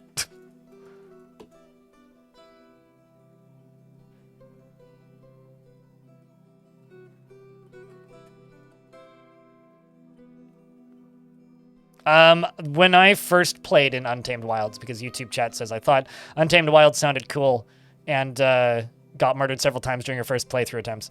The first time I played in Untamed Wilds after the changes, which was when Premium came out, they just had giant animals which were more aggressive before. They didn't have the, like, we straight up attack you mechanic before Premium. And there was a bug where every single turn, or tick, which is if I hit period while the game is paused. It moves the game forward 1 tick at a time. Every single tick of fishing was the same amount of agitation created as chopping down a tree, which was a lot. And this was really funny because you have a fishing dwarf by default usually. And so the immediate result was before even hitting like 10 dwarves, you just get immediately murked by whatever lived in the wilds. And so I was this guy who'd played the game for years, was known for streaming it, and I had like, I don't know, 1,000 people watching because the game had just launched, and my first fort died in under 20 minutes to giant chinchillas.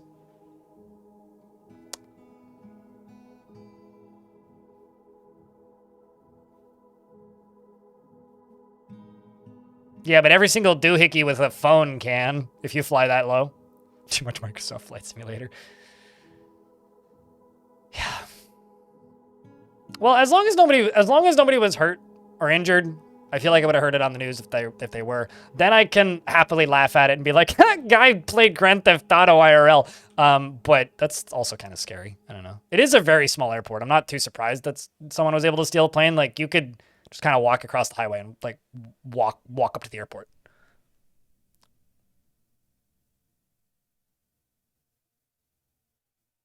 Right in the Dignity? Yeah, I remember saying, like, why couldn't it have been, like, emus or something? Why did it have to be so cute?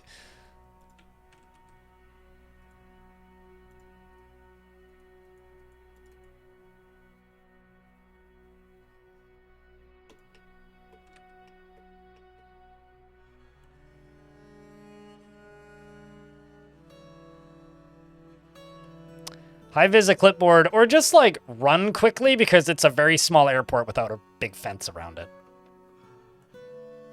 It's kind of like, I used to do domestic flights out of the Abbotsford airport when I lived on the mainland, when I used to do domestic flights more frequently, back when we had more small airports. And their security was separated from, like, where planes take off by a ribbon. So, like, there was no gate, really. You just, like, walk out a door onto the runway and then up a ramp onto the plane. When you pull into the parking lot for that airport, you could just walk around the terminal building and just poke a plane. Like, they're really, aside from, like, a security guard who's half asleep, there really isn't anything stopping you from just, like, walking up to the airport. Which, like, I don't know, I kind of like that. maybe, I don't know, maybe I'm naive, but it gives me some hope for humanity. That there are still places like that in the world.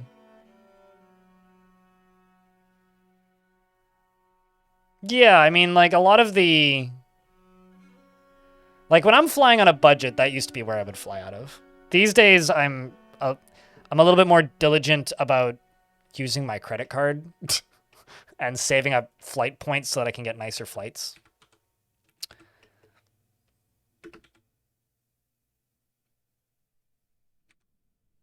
I'm kind of removing some of this because it's being moved down here anyway. It'll help me just sealing this off a little quicker.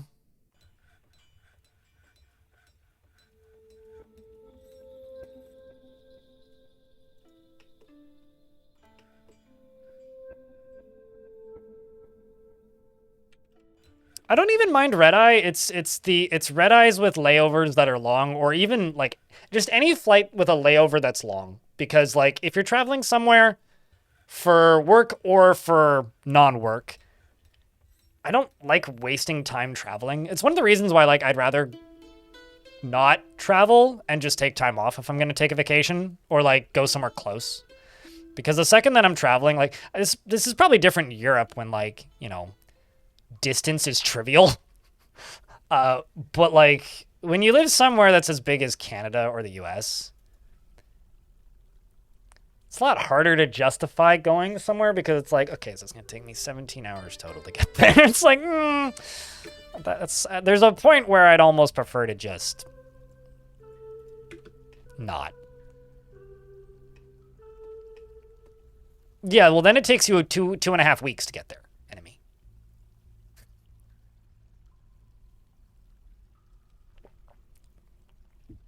And that's my whole vacation. And then some. I took the longest vacation I've taken maybe ever this year. And it wasn't 2.5 weeks. Like, that's, I get, if I were to say I regret anything about going into this industry, it's, I feel like most, I mean, obviously not everybody's been privileged enough to do stuff like this, but most people I know have been able to take a summer off and either do low budget backpacking traveling or spent a lot of time with nothing to do, just like working through savings and like exploring the world a little bit. I've never gotten to do that, and I'm starting to think I never will. Amtrak is awesome? Sure, if you're trying to go to Seattle. Why the fuck would I want to go to Seattle? Or Portland?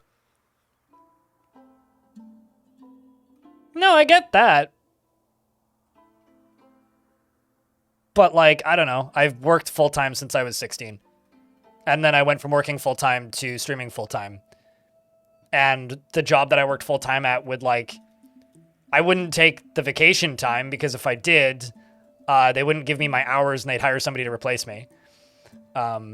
Also, if I didn't take my vacation time, then I'd just get a really big payout in December and then not have to freak the fuck out as much about bills for a few months after that.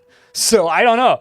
Like, I basically didn't take time off for the better part of 10 years. And now I actually do it sometimes, and I usually regret it.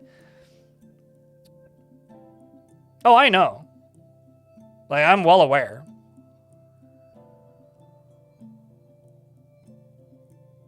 Enemy. That, like, I put a lot of hours into work. But, you know, I don't have a commute, so there's that. Okay, so I just need this to get finished, and then we're going to cave this sucker in. Although, let's see how much water's down here, actually. Yeah, it's plenty. That is plenty. Although, I am going to need to drain this.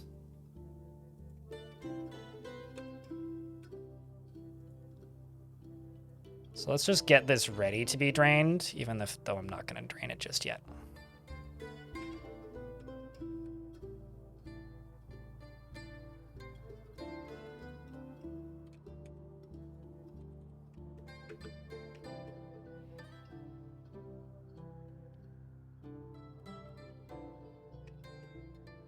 Hey, you know, if most of the people who watch my stream appreciate it, I'm doing okay.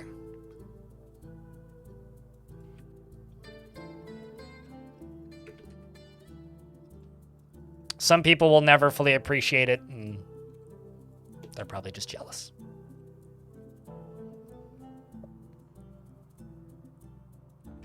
Those business practices. Damn right, son. All right, so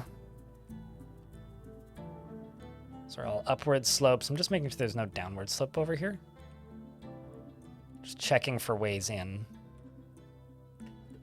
that may need to be sealed.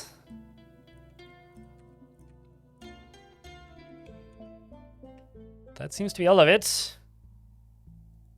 This is linked up to that. Nothing above or below. Let's lock this door and this door. This dwarf is distracted and upset. These dwarves have earned a break.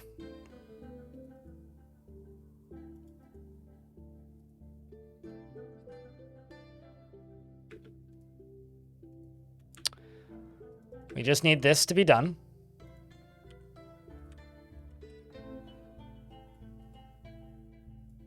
And Wood Eye's doing it.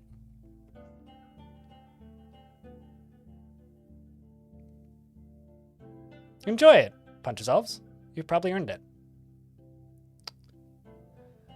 The thing that you need to realize about that sheep herder, I'm just going to leave the game on pause even though there's an ad running, is one, yes, that's possible. But is that really a vacation? People talk about it like it is. But having experienced a little bit of that, it's not a vacation. It's just removing any sense of privacy that you have left. That's the first thing. The second thing is then you're streaming your trip or your travel or whatever, which pretty fundamentally changes the content that you make. And changing the type of work that you do can impact the amount of traffic that you get. The traffic I get is what pays my bills. And changes as small as like playing a different video game for a week can change my income by a third. So you need to realize that the pressure and the stress and the difficulty of taking time off often comes primarily from the fact that I can't easily change the work that I do. I know a guy who I won't name who streamed a lot of video games for a long time. He streamed a lot of indie games, streamed a lot of very weird things, a lot of like weird demos and cheap horror games and stuff on Steam. Also a lot of Nintendo stuff, and was doing quite well for a really long time. As in, like, had pretty close numbers to what I have and was making a lot of money. He was doing very well. But then something happened. He decided to go and start traveling and doing travel streaming, which is totally fine. More power to him. However, it never really did well. And so he planned this big 2-week trip. And when he came back, a lot of his audience never really returned. A couple months later, he went on another trip. And his views went down again. Because he'd already planned it. He had planned a trip to Europe. And I would say that the vibe of his stream changed when he started doing that. I don't know if it's because he liked that kind of travel streaming more than the video game stuff. But it was noticeable. And I think it contributed to killing his stream. I have another channel, which is my bot's channel, which is Crypt Calcium in the Twitch chat, which I streamed once this year on that account, where I stream things that are very much not video games. It's like me listening to records or fucking around with one of my hobbies. I've done some like disassembling tape deck stuff on there before. I've streamed me drawing. And like, I wouldn't do that on the main channel because I'm scared it would not positively impact the channel. And that's always the priority. I did take a vacay. Bunch of Zells. And you know what happened when I took a vacation this year for almost 3 weeks? My views went down by 30%, and I haven't recovered yet. Granted, that is partially due to the time of the year. But it was very sudden. If you look at the 2.5 week I took off, it was a little less than that. It was about 12 days. I had about 200 concurrent on Twitch. When I come back, it's roughly 150. Hasn't recovered yet. In fact, in some days, it's worse than that. This industry's always been that way. YouTube's the same way. The only difference that YouTube has is you can schedule uploads so people don't notice as much. And the YouTube streams don't really make money anyway, so if it takes a while for... they sometimes make money when people throw money at it, but they make a fraction of what I make on Twitch. It's less risk, but then it's the opposite problem, which was... Before my vacation, I grinded my ass off. I made the vampire video and the Fear of Water video, and I pre-prepared 2 videos and like 8 shorts, and got all that up and ready right around the time I went on my vacation, then went on my vacation. So I was burnt out going into my vacation and still burnt out coming out of my vacation. So I'm actually worse off after taking vacations half the time, because then I'm stressed because I have to recover what I've lost, plus I had to overwork myself to do it in the first place. Sorry for just sitting here and venting excuses about my job here. I love my job, but it's not perfect. Let's drop a hammer, shall we? Well, it's very nice of you, Dr. Noobed. That video did okay. It didn't do quite as well as I'd hoped, but it did okay.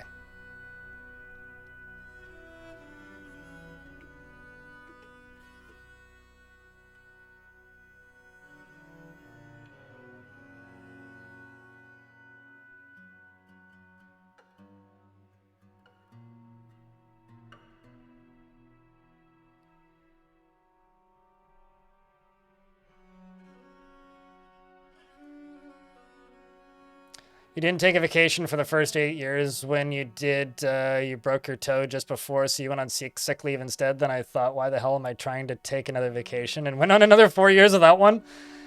I mean, I did similar things to that, but I did that because I was trying to build this as a business, and because my ex couldn't hold a job, and so I had to pay rent, and for her cat food, amongst other things. So, and then it was like, why are you never around? It's like,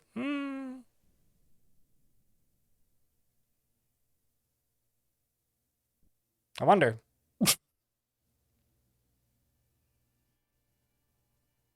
But no.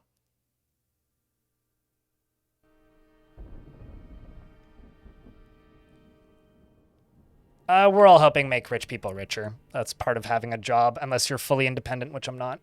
Pellman. In YouTube chat. If anything, I would actually say that my biggest fear is that I'm contributing to people's doom scrolling.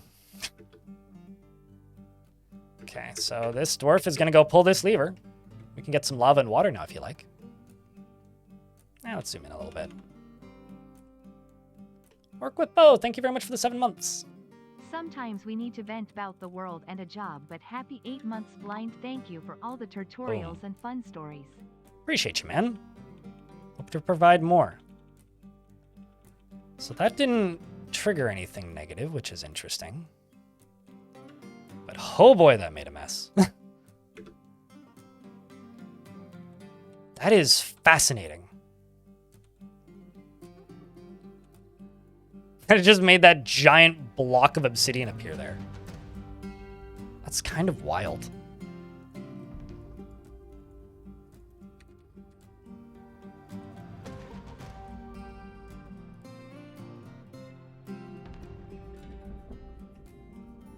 That is kind of wild.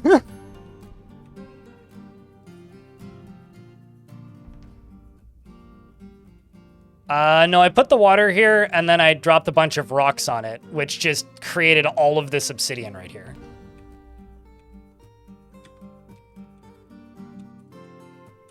Which is pretty wacky to look at, actually.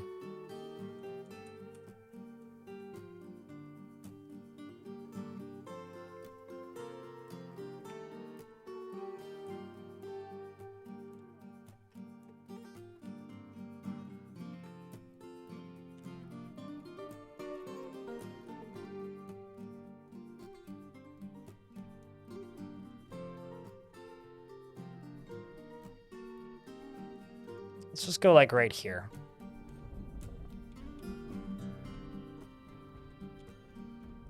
Let's go like right there.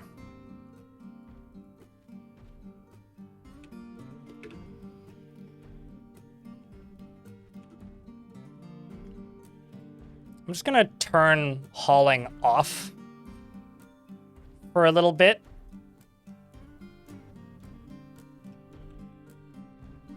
Those should be open. And what I'm hoping is that that'll give enough dwarves enough free time that they can just kind of go take breaks and do a lot of this. A lot of meditating, a lot of taking breaks and resting. Speaking of do as I say, not as I do kind of thing.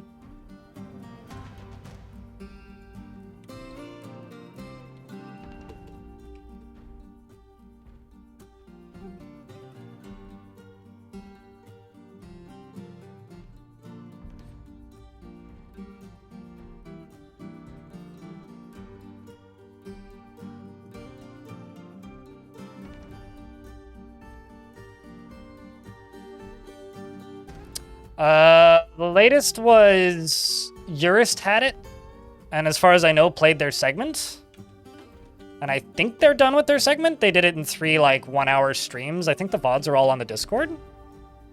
but they're working on their write-up, and whenever their write-up's done, we will either pass it on to the next person or I'll just take it Friday, which I think at this point, I'm probably just going to take it Friday. That seems like the most likely outcome here. Just because that seems reasonable to me. I don't know.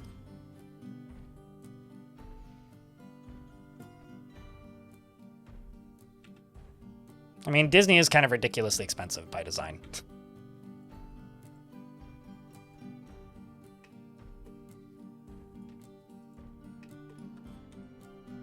Oh, I see the problem here. They can't get up, which is fair.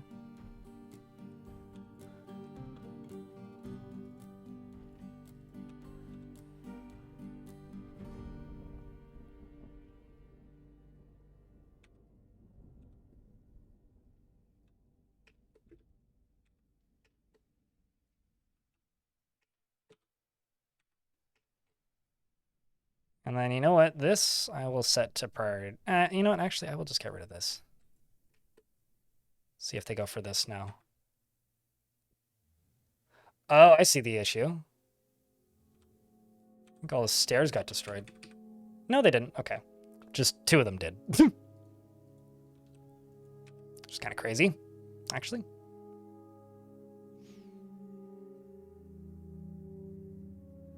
I was very fortunate. I got to go to Disneyland a couple times when I was young enough to care. When I was young enough to care. Not be a cynical meanie about it, but I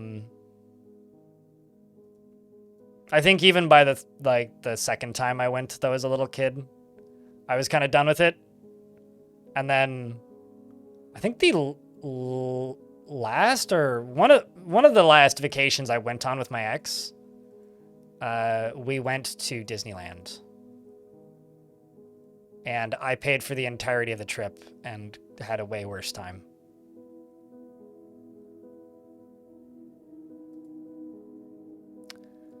I want to say that was maybe one of the worst decisions I ever made as like a young adult, actually. And that was before like the absurdist inflation of the pricing happened, which has happened since. That's interesting.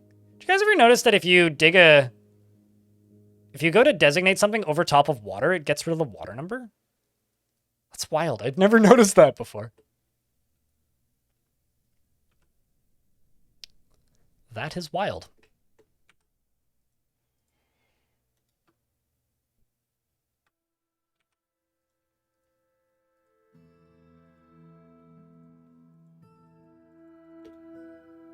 Need the water to drain a little bit more before it really... It's going to be useful here.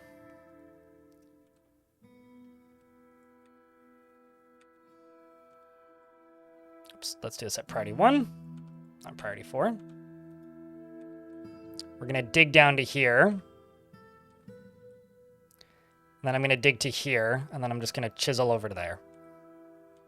Or build down to here, rather. So right here. I'm just going to build. Although, actually...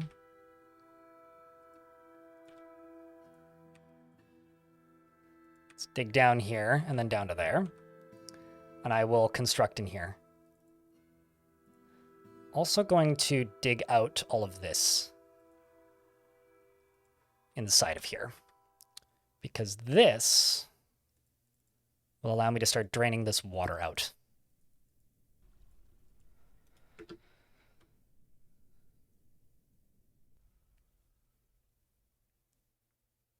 For 3 people, 6 nights, and 4 theme park days, it was around 7,500. Jesus Christ. I listen to Remap Radio, which is like the recovery of Waypoint Radio. Also devoted one in YouTube chat. Hello! Any adamantine crafts by now? No, I'm not sure how long that dwarf's been dead. No, there's no adamantine crafts at the moment. We are digging down through here and trying to get exposed lava and stuff removed so I can get more and do it cleaner. But in the process, it's all a process. And one of their offshoot podcasts that came out of the existence of Remap is called A More Civilized Age, which is a Star Wars podcast. And I never really listened to it because honestly, Star Wars isn't my thing. But one of the episodes they did was they did a review of going to that Star Wars hotel because it's like an excuse to write off a very expensive vacation. So who the fuck doesn't want to do that? We've unleashed an echo of forgotten divine. Oh shit, retribution. Anyway, I'll finish what I'm saying and then we'll fight this. Yeah, but kids don't want to do that as much, right, Jalems? It was like $8,000 a person for 2 nights or something for that thing. It's ridiculous hearing them talk about it. We've unleashed a forgotten divine retribution. So where is it? Ah. Actually, the way to do this isn't erasing it. It's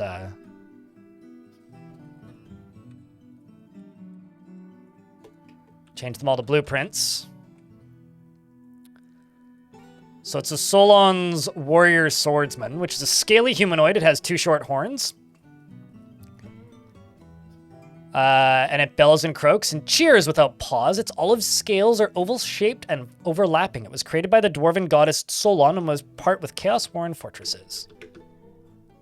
There goes Ice Blue, as well as Trapper. Trapper, I think, is going to be the one who gets killed.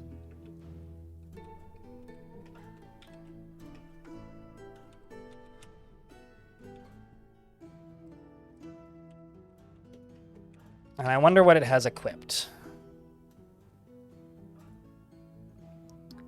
Has a jagged, faceted metal blade and a faceted metal shield.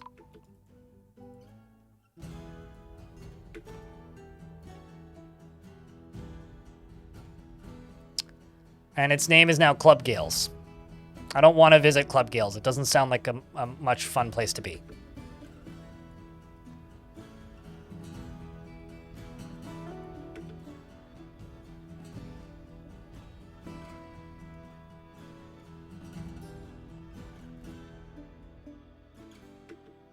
Oh, like a Dwarf Fortress devlog up? Which website? Steam or Bay 12?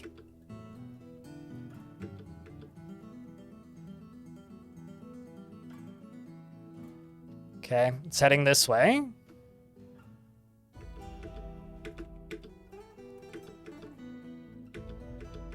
Where?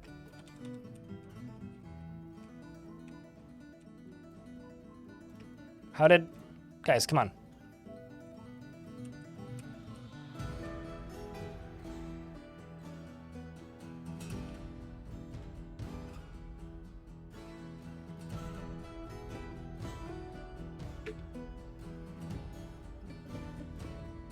Of all the places it could pass to.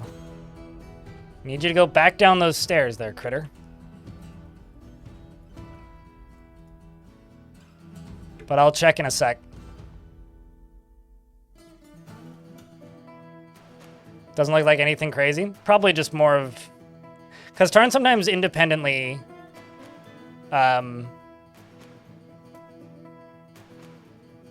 posts updates that have already been posted by KitFox, so... I know Tarn just moved, too. I'm just gonna tell them to kill it. Because it's going this way? Okay, then let's, in that case... Oopsies. Send the dwarves over here, because that's probably where it's going.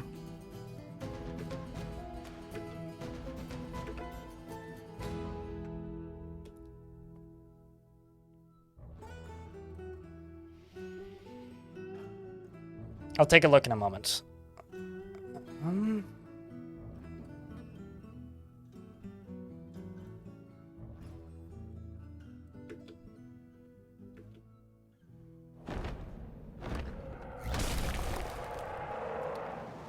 You know, I'm just gonna do the annoying urbanist guy on YouTube statement here. Disney is just for people that really want to live in a walkable city, but instead they live in America and don't realize that it's possible. The Forgotten Beast, Solfaipu, has come. A gigantic thread oxpecker. It has a short trunk and it is slavering. Its sepia feathers are long and narrow. Beware its fire. This is not awesome timing. And it's stuck behind a tree in one of the few places where it can't get to me, so that's great. Never mind. The game is being nice to me. Yeah, we just saw it, or it was just mentioned in chat. I'm gonna look at it in a sec, Clino. But I've got a Forgotten Beast that just arrived, and this angel in my basement.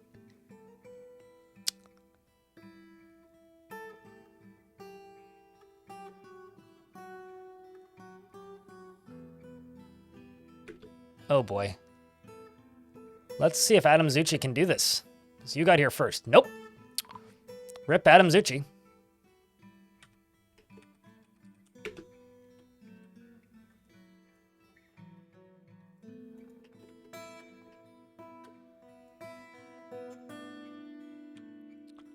While they're surrounding it.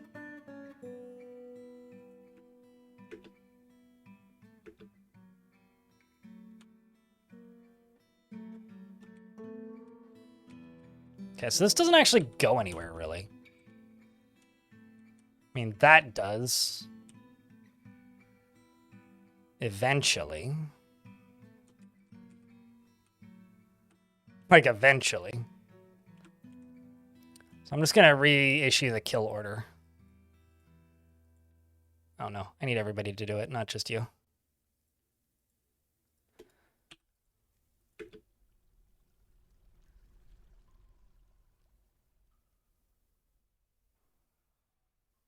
It's bleeding all of a sudden. It's being shot by bolts. And its ear is now on the ground. Ah, my dwarves appear to have cornered it from the side. It is now winded and bleeding. One of my dwarves is also tired, winded, and bleeding and cannot breathe and is probably going to die. Looks like 2 of them potentially, as well as one of my Mark's dwarves, although this one's not dead just yet. It's a pain that this is happening in a stairwell, but it dies after its guts fly out. And I've lost 1, 2, 3, 4, 5 dwarves, which is unfortunate, but at least it's dead. Let's take a look at this devlog.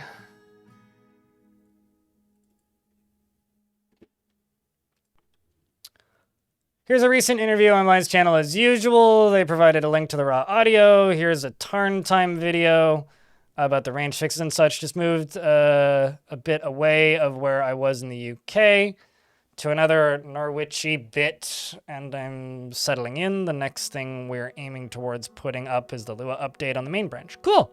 Some modding expansions. Cool, cool, cool. I guess I should, I should probably book another appointment with Putnam then. That's probably what needs to happen.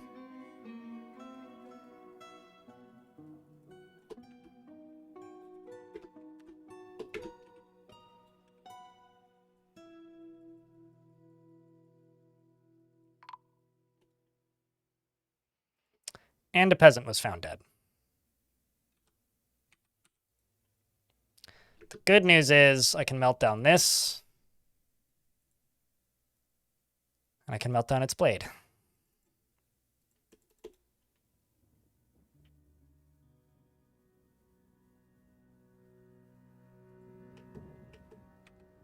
Oh yeah, also I've got all these upper areas I could still dig out. I just haven't. I'm kind of tempted, actually, to dig out this upper area and just cave the whole thing in eventually. But right now, it's back to business as Dwarfy.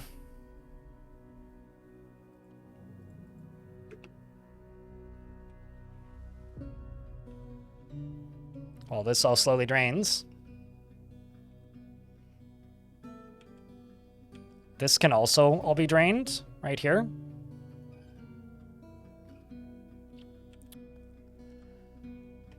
But then I have to go underneath it. But I should drain this.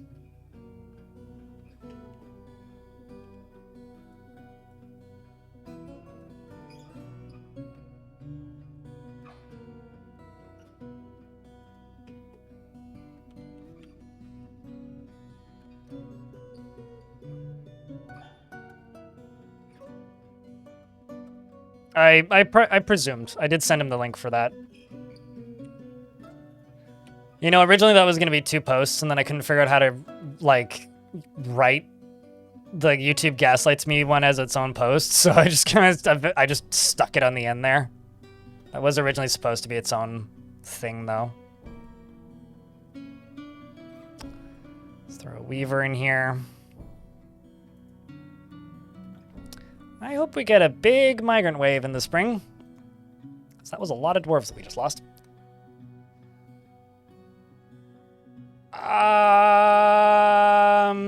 Yes, it is. It's just maybe not that big and not that square.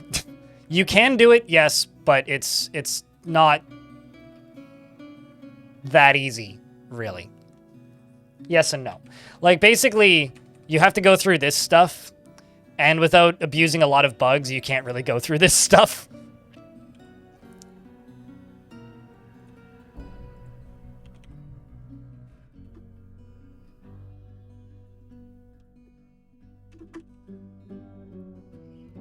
Oh, I actually have a extractor? A strand extractor? That's kind of crazy. That is kind of crazy. But I already have one. Given the situation...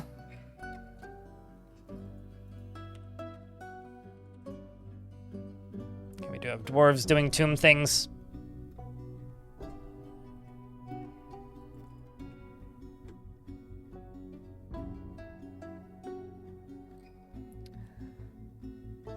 I mean, that like I said, that is straight up a bug, right, Grundick? Like, that's not supposed to happen.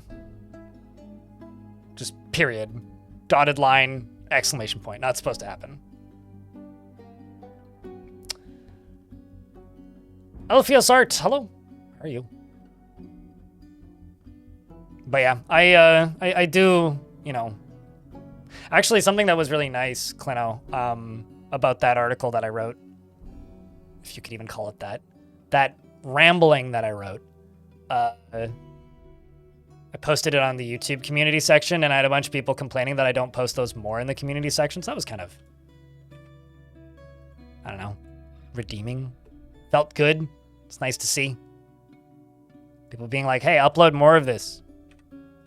Nerd. Or post more of this, I guess.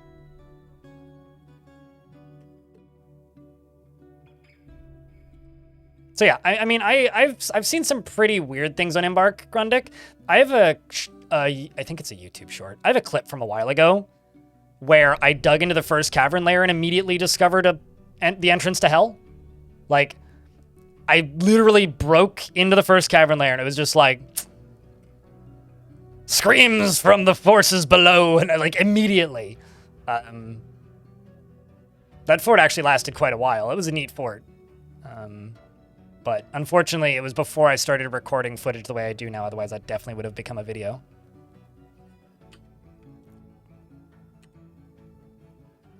The thing that I want to see, and the thing that I need to start prototyping, probably largely off-stream though, is I need to start seeing how viable it's going to be to make a video format out of the community succession fort. And I will have a better answer to how feasible that is probably by next week. Although I also have another non-DF video kind of planned right now. Kind of more similar to what I did with the Jupiter Hell Classic video, but...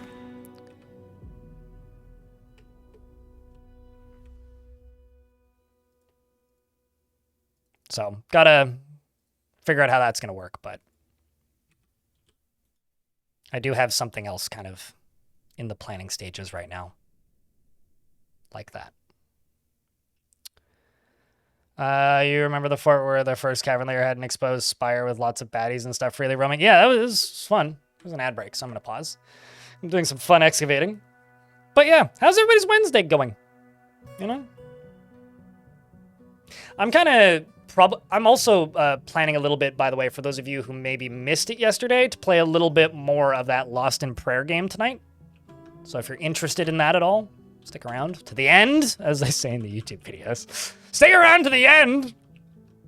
Keep that engagement up! Because I would like to play some more of that, even though, I'm not gonna lie, most people left. I did enjoy it, though. It's a neat little video game. Which is pretty much 100% automated, so your day's been easy. I was reading recently that, at the very least, in, like, the beta build branch for Windows 11, if, like, you get the... I don't know what it's the Insiders Club or whatever the fuck they call it.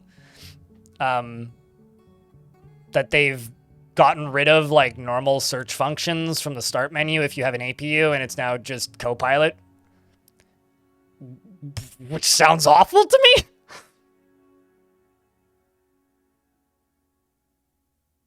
Took a 3-hour lunch break at the bar, and now you're work from home. And you're work from home now. Oh hell yeah! Sounds like a solid day, dude.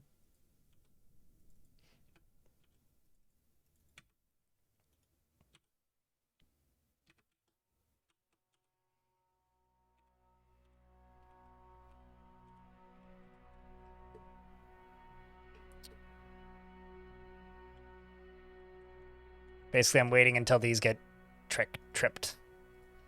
Yeah, let's just set that to priority number 2. Well, let's just erase that until this is done. Who's digging, and where are you? Because you must be really far away. Okay, well, they're all over there.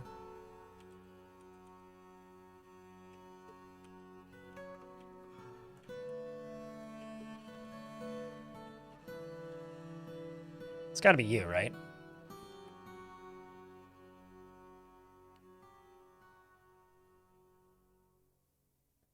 No, I have zero interest in going back to Windows. I'm quite happy with Mint. Yeah, I've been like maintaining it and updating it. It's been a fun learning process, if nothing else.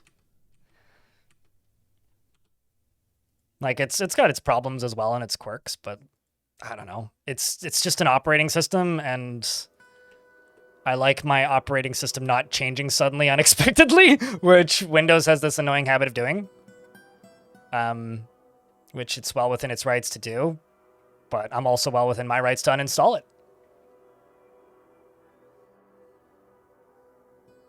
Everything app? I used the Everything app for a bit, and then I found that it just ran really slowly. Like it had weird indexing issues. I don't know. I just kind of stopped using Windows search at a point.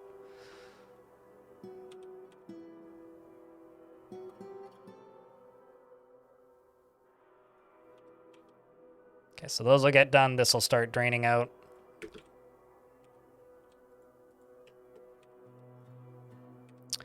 The next area I need to dig out is this.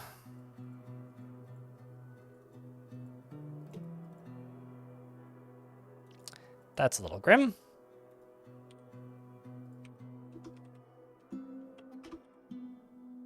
Okay, so I got a bunch of place admin tomb jobs happening. Also got that one we gotta do.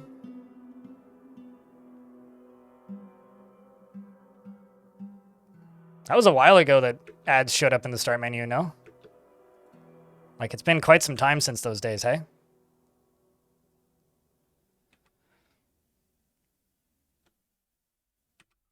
At least, like, I feel like it's been quite some time.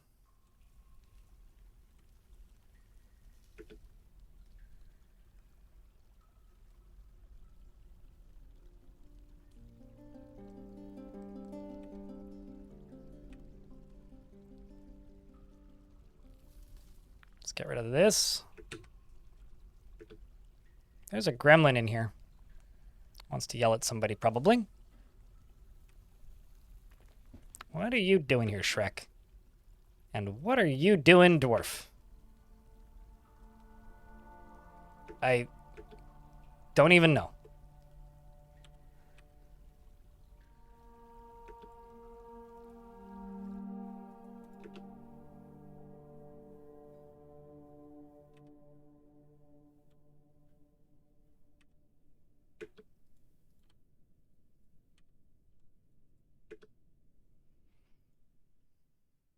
And then I just need to go up here and dig through this. Although I could probably actually just do that right now. Okay, let's go up to here. Dig through that. Then this will let this water flow into here, which should just put out all these fires eventually.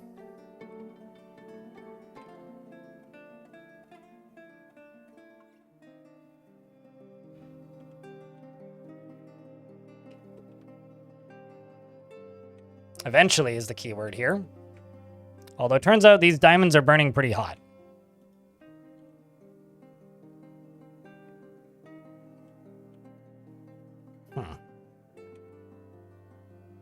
That's a bit annoying.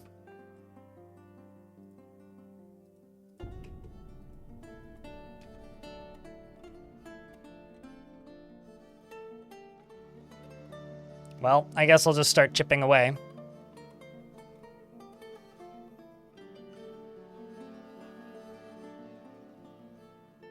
Let the water flow a little quicker.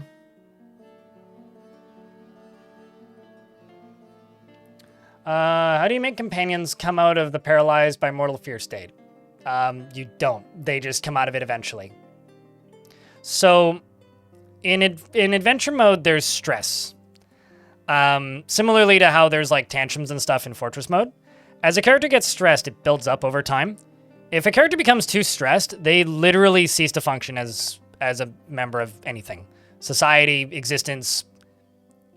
And if that happens to a pet, you're going to be leading that pet until it snaps out of it, or it doesn't.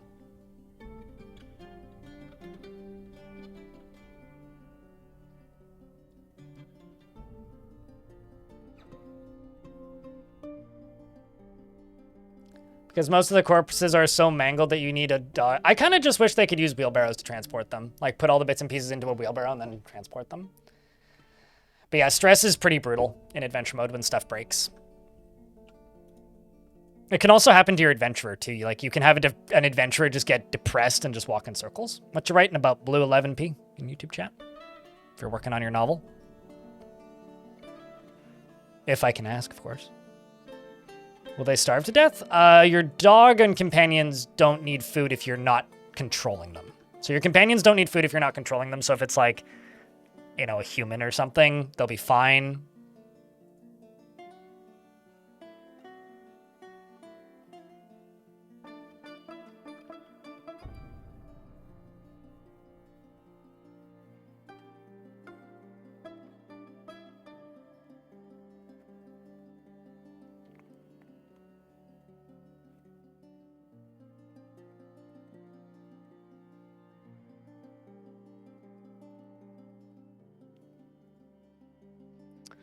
There was just now a smoking complaint sent out in the email from my building. And I know exactly who's doing it. It's not me, but I know exactly who's doing it.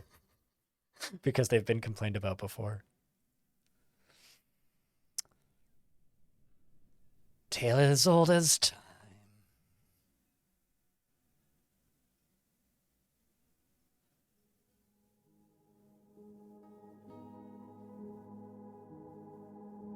All right. Uh-oh. Why are you drowning, Dwarf? That's not smart. Don't drown. Okay, you climbed out. That's good.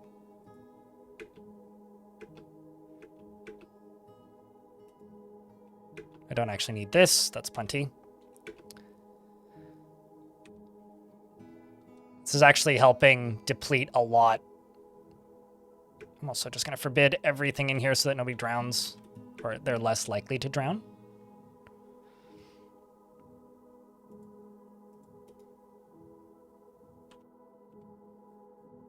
Okay, let's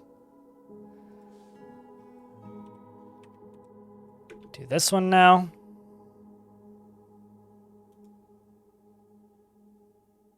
What are you doing? You're acting stuck, but I don't... Nope, you're cleaning up. I'm not going to say this is the worst place you could possibly be cleaning, because it's not, but, like, it's up there.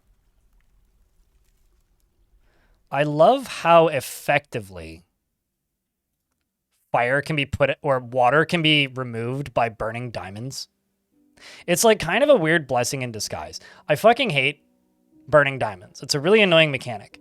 But at the same time, look at it just draining this entire goddamn chunk of dirt.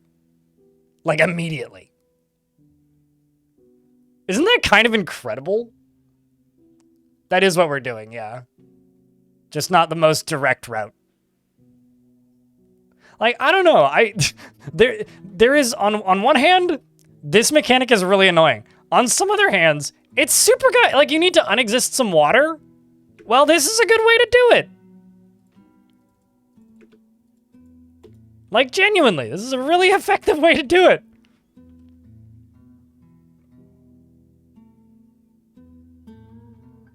Oh yeah, no, imagine the screaming sound it would be making too.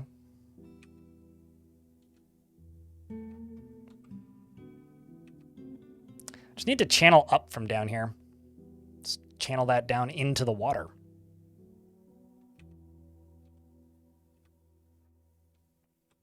Actually, what I need to do is I need to do this. Go to here. Channel into here. And then let this water down in here go over to that. That's what's next. I also need to just dump some buckets directly on top of this.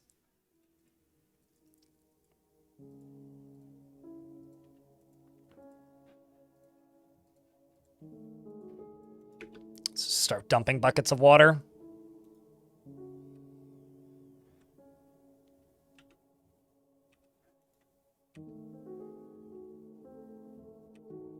So now the same thing probably will happen right here.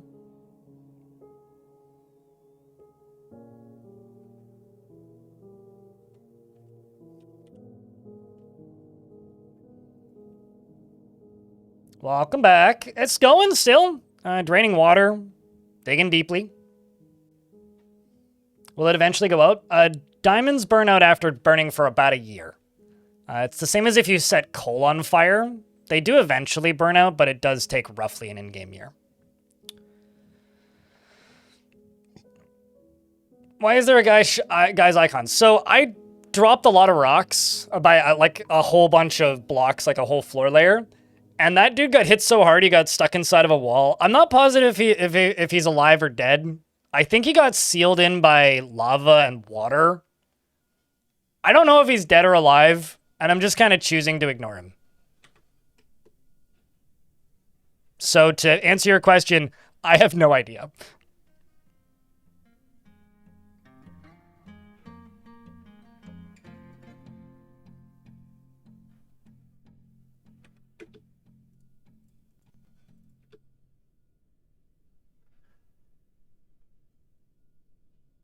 Yay, and we also put that one out in the process, which is good for everybody, mostly me. And then that removes the rest of it.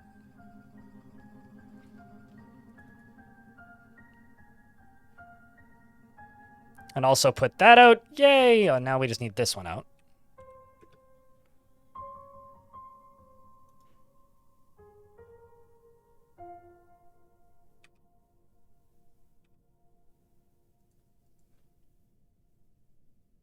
I also need to get this removed.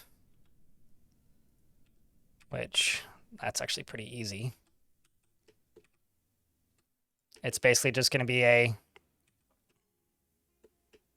Don't dig down to this layer, dig down to here.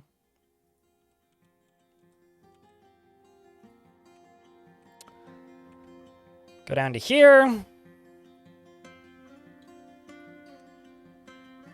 Dig all of this out. Don't dig all of this out because you're going to kill yourselves. Dig all of this out without going up to here. Yes. Dig a bunch of this out. This actually requires a lot of focus, so if I'm doing a terrible job reading chat, I apologize. And then dig over to here, and then I will channel through this right here, and then that'll drain all of this lava out of here eventually.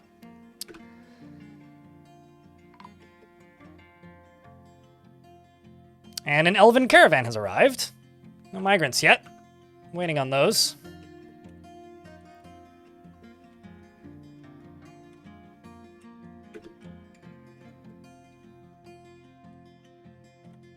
Is anybody filling... Let's actually just go here and just go haulers. Everybody do this. Let's get more dwarves hauling again. Punch them. No, you. No, I'm gonna trade with them. That's how I got my skunks. And a lot of my other animals, actually, for that matter. Oh, I need empty buckets. Actually. Bars, what do we have currently?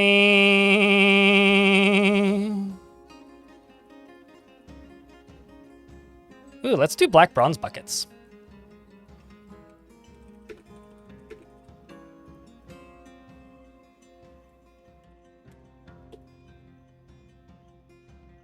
Let's make 25 of them.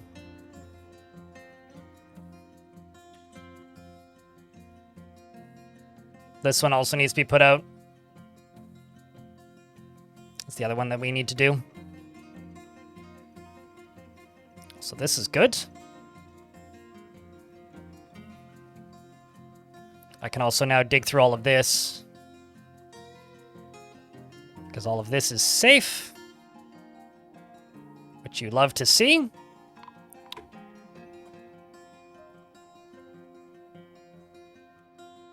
Oh, stuff's burning. Okay, that makes sense. It's like, why is stuff collapsing in the caverns? What's going on? All right, let's go down here, and let's bring some stuff that we can trade. Adamantium buckets. I haven't made anything into adamantium yet. So how am I supposed to make those into buckets?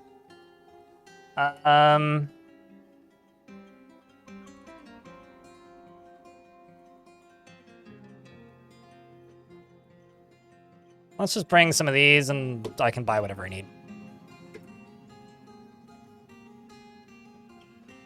Schrodinger's demon is both alive and dead. I was thinking about just smoothing up to the edge of it and seeing what happens and if the dwarves can shoot at it, but that or just dropping a brick on his head, I'm not sure which, one of the two.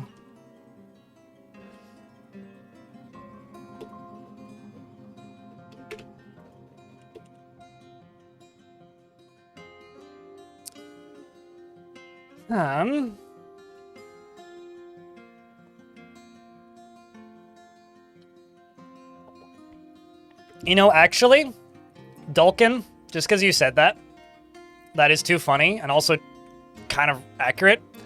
Han Solo it is. Slayer of dreams. True scoundrel.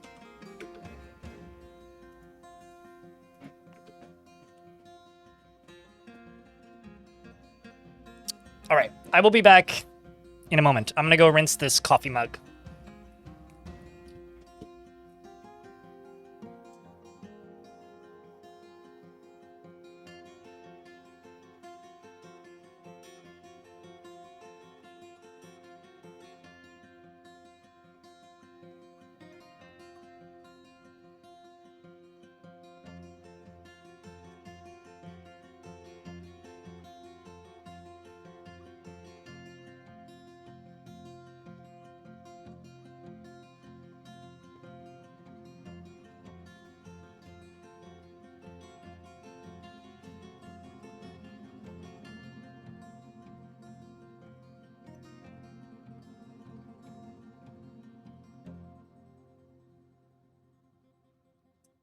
All right. You think you can give the skunks a stink weapon? Would that be healthy or wise for the fort? Because I don't think so. But sounds like a fun little mod. Something that I kind of wanted to mention. I mentioned a little bit ago that I have a plan for another non-Dwarf Fortress related video. Because a lot of people seemed to really like the Jupiter Hell one. Or the Jupiter Hell Classic one. And I need kind of variety in projects to work on right now. Although I do have another big Dwarf Fortress video planned, which I'll work on eventually. But I kind of want to make a video explaining why I don't like Stone Shard. We checked for heat. What devilry is this? Where was that? Where am I digging? Okay, that's fair. Nobody died, though.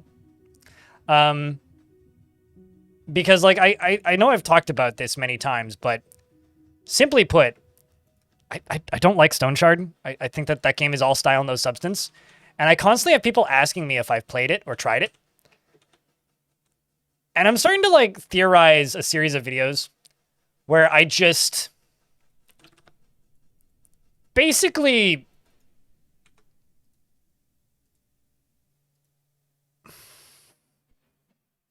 how do I put this? Explain why I like or don't like something and then just hopefully don't have to talk about it as much forever. Here's the thing. I'm not going to make it a negative video.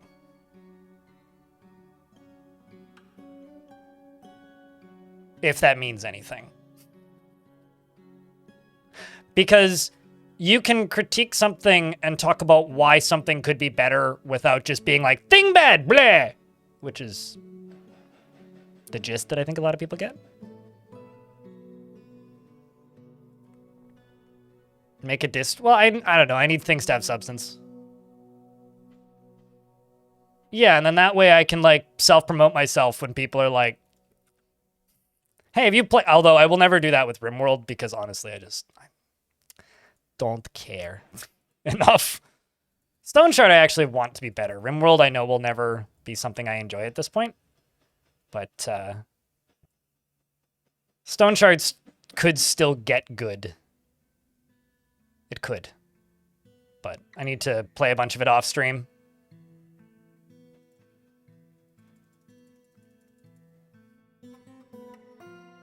Let's buy 2 grizzlies. A cougar. A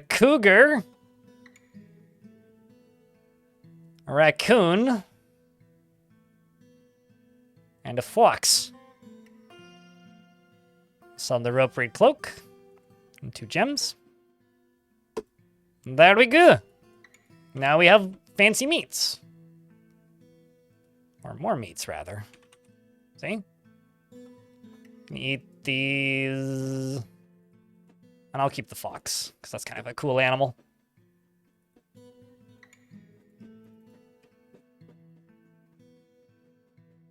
Buy a thing. If you want them to bring more of a thing, buy it.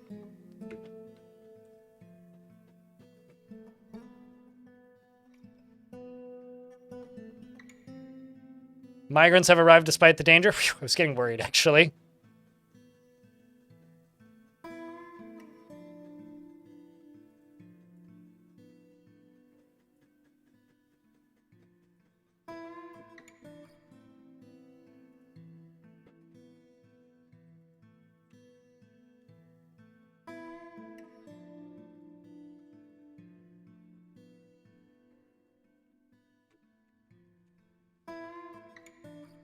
This is quite the little construction site down here.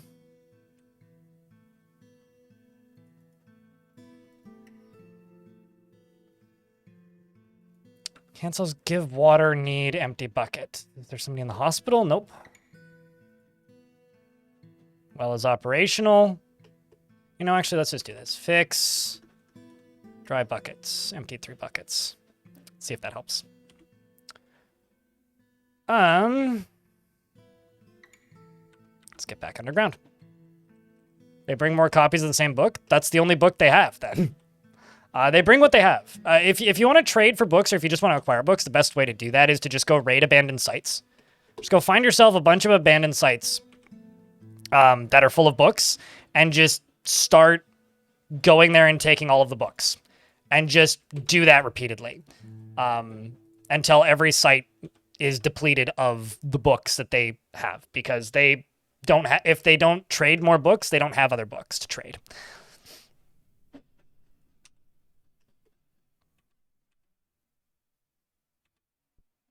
You have to trade with more different factions if you want that.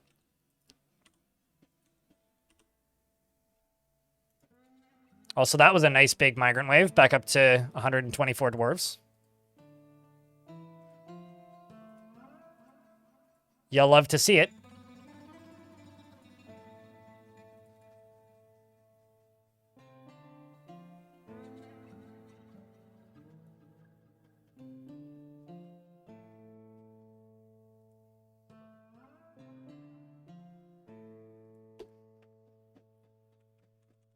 You've never built a library. Just build a library regardless of if you have books.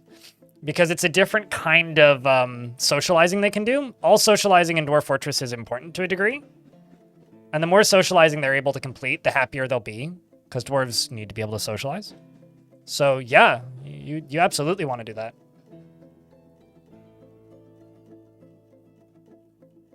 Libraries are very, very valuable. And rated infinitely? Yeah, unfortunately that one's part of my faction, so I can't do that, but...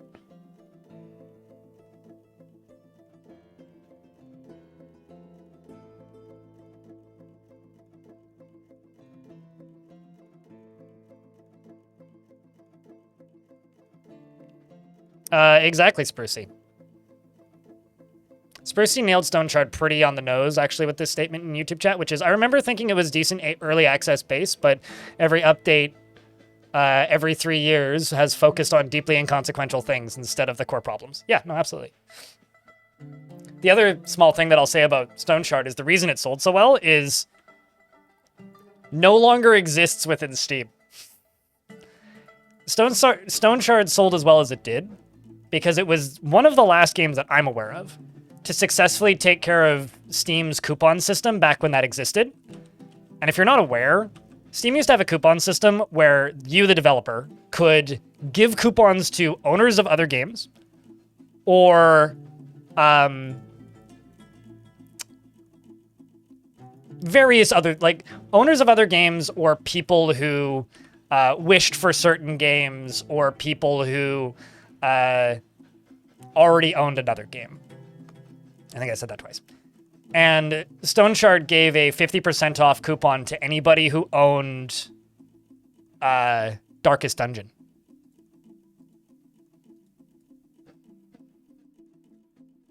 Presumably with the idea of, you know, catching anybody who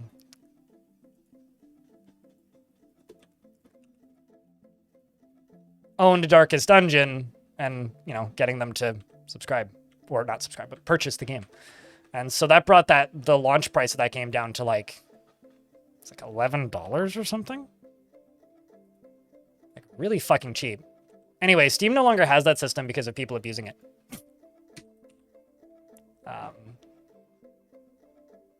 I don't know how they got that deal. I'll be honest, I don't actually know how the behind the scenes of that function works, but... And then the prologue is the first 2 hours of that game.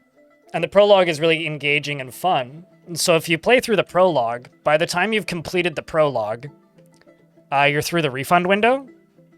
So a lot of people bought that game because they owned a Darkest Dungeon. And by the time they got through the refund window,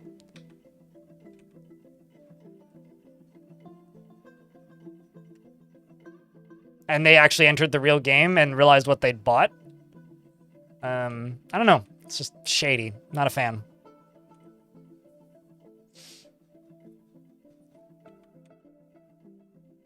It was also a game that was kickstarted for 100 grand, if you don't know. If you don't remember that, that game got kickstarted for a lot of money.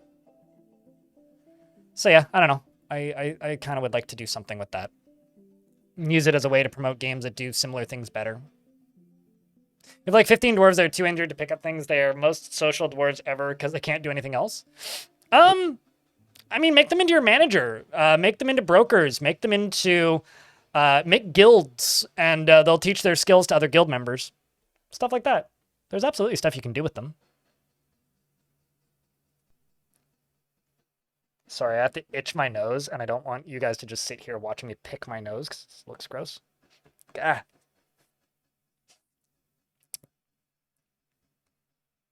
Life is terrible. All right. Sorted.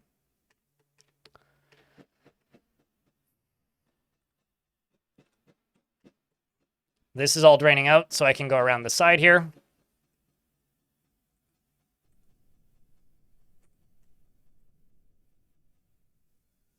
I will need to get rid of this now.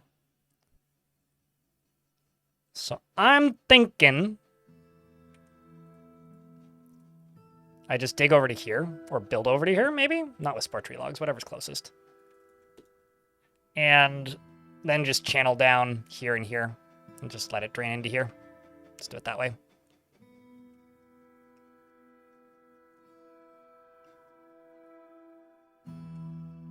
What does the champion do? The champion does almost nothing. I'm presuming you're not an ad, but it helps train your soldiers, technically, but the champion is a weird role that's not fully developed from what I can tell. Let's see, have they built these yet? Yes, they have. Just gonna queue these up manually.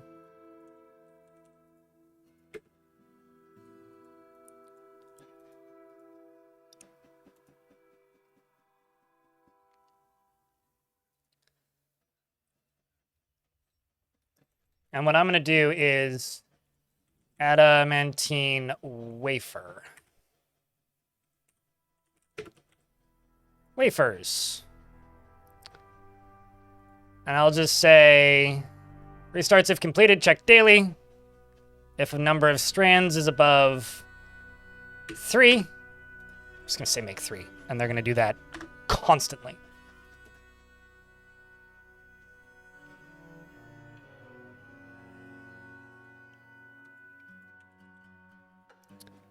But yeah, champions don't really do much. They apparently help train soldiers. I have not seen much result of that or result from that. So, yeah, I don't know. I don't generally appoint one and usually forget that it exists until people ask me about it. Sometimes I do for, like, roleplay reasons, like an injured militia captain or something. Sometimes gets that role for me, but it's pretty unusual. Why 3, not 0? I don't know. So it's not constantly repeating?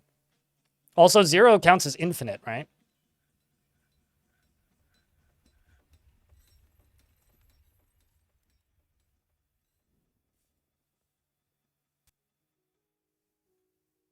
Not in conditions? Today I learned. Yeah, I don't know. 3 is kind of my default for the smallest thing. What am I working on today? We're trying to... dig too deeply and greedily. Get a bunch of adamantine gear going for my Marks Dwarfs. Okay, well, today I learned. Yeah, I don't know. I don't want it to be repeating that often, I guess, is my actual answer then. Because otherwise, I guess I theoretically would just use is greater than 1, but...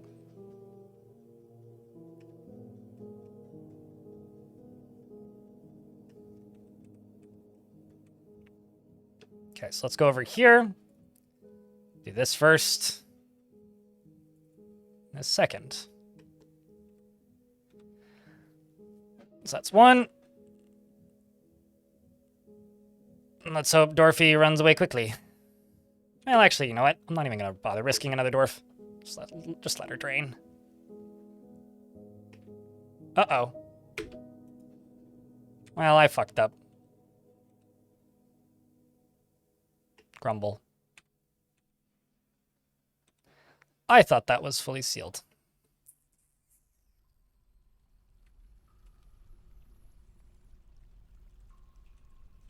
Well, the good news is I can very easily get rid of this and seal it off. I just have to do it very quickly.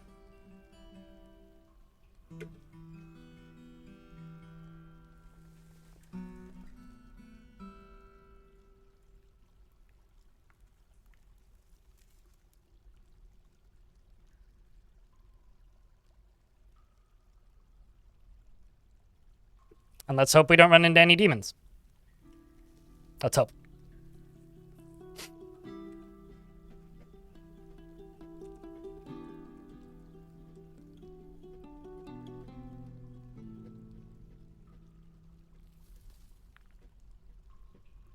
So that'll fall down.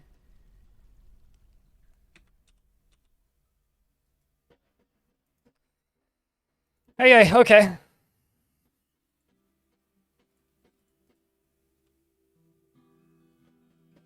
Channeling down into there, we'll start draining this into here. Well, actually, hold on. Yeah, okay, this is a problem. It's like, actually, hold on. Is this a problem? Yeah, no, this is a problem.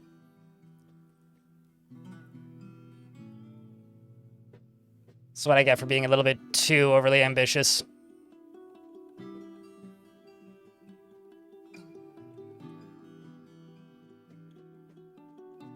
Trying to figure out if it's better off if I do it here. Yeah, it is.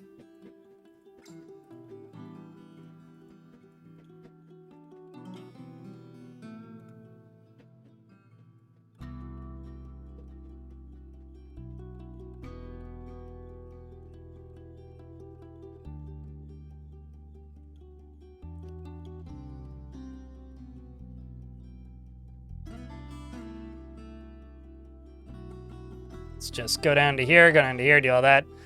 And channel up here. Dig out that, dig out that. Cancel these so we have a solid wall. And I only need to dig out this. Well, let's hope that there's no demons in the area. Let's also just get as much of the Mark's Dwarves right here as I can, just in case something appears.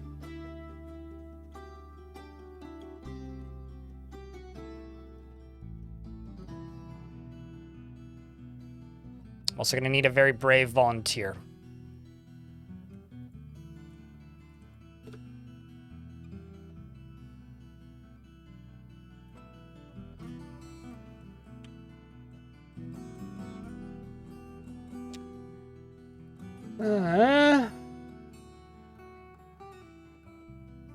I'm bothered by some cancellation notifications if they're actively impacting the dwarves. Some jobs just get canceled and it's not a big deal. Some jobs I want to get canceled when they run out of materials, which are the ones I queue up manually. I'm not that bothered by them, I guess, is the actual reality for me. I'm not bothered by them, but I'm not bothered by them, if that makes any sense.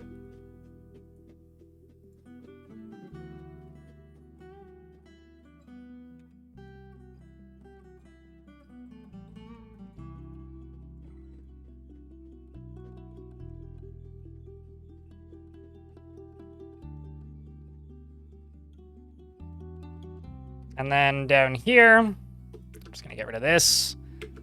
I'm gonna go directly beneath you. Just get whatever's close. It's gonna take a little bit, isn't it?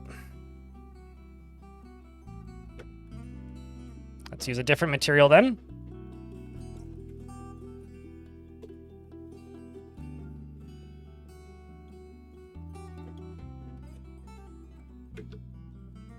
Then I'm going to go up to here, dig out these. Go up to here, dig out all this. And then it's literally just that.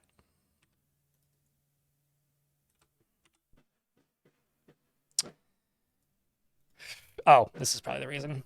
Shrink. Dwarves, please go do anything else. Like, build this primarily, and get rid of all these gems, if possible.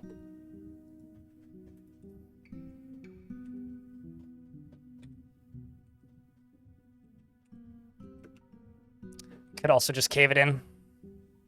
Fuck it. Somebody brave. Dig through this.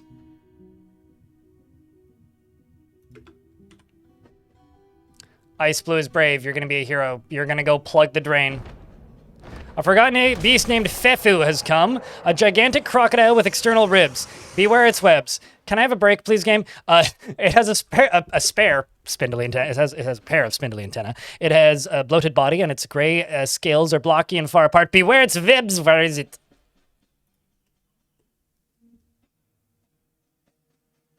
Okay, I have a phone call I actually need to answer. Hold up.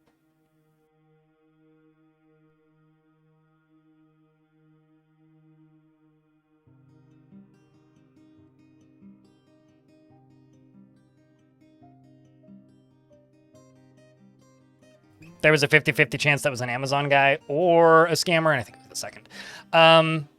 So this thing can get to me on this level. So I'm going to move most of my duders right here and follow you. Come on, Ice Blue. Just go be a brave dwarf. Go be a brave dwarf. Just whatever you do, don't Kobe a brave dwarf, because then you may go splat. The actual danger about this is there's... Oh, Jesus, you picked the dumbest possible spot to stand. Oh, hey, you landed in the not danger spot. Success! So it blocked this. Sealed off where the lava can get in. And now the last of this should... Bah. I was right to a point. This is just going to fill up now.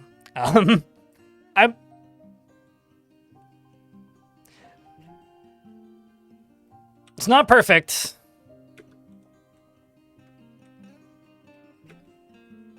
One dwarf here injured. Ice Blue got injured.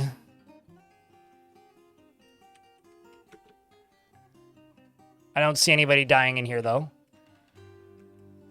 Now I just gotta do the same thing. Well, not do the same thing. I just gotta dump some water over here is what I gotta do. Oh well, whatever. Not my proudest dwarf moment, but solved one problem. Now let's go deal with the other one. Beast.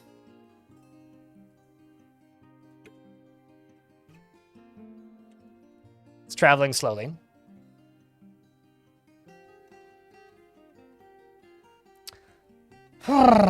Also, hi, Smildy. Nothing.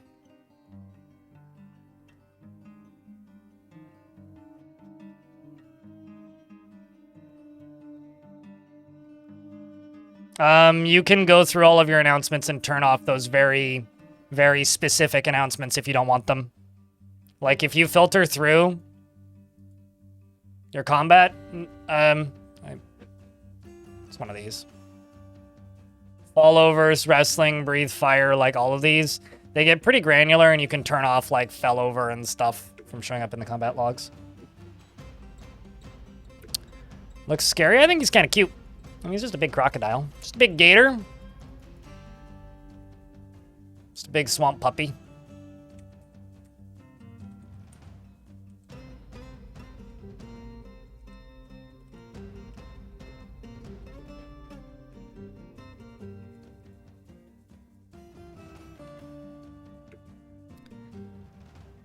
So send the militia over here, because that's kind of the area he's headed.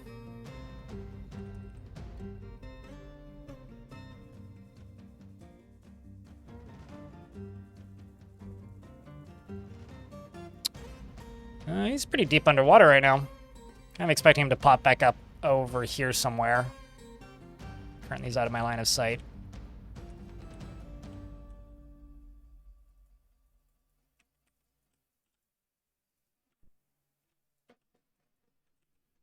I do need to follow this one and watch it, though. Oh, there he is. I was correct.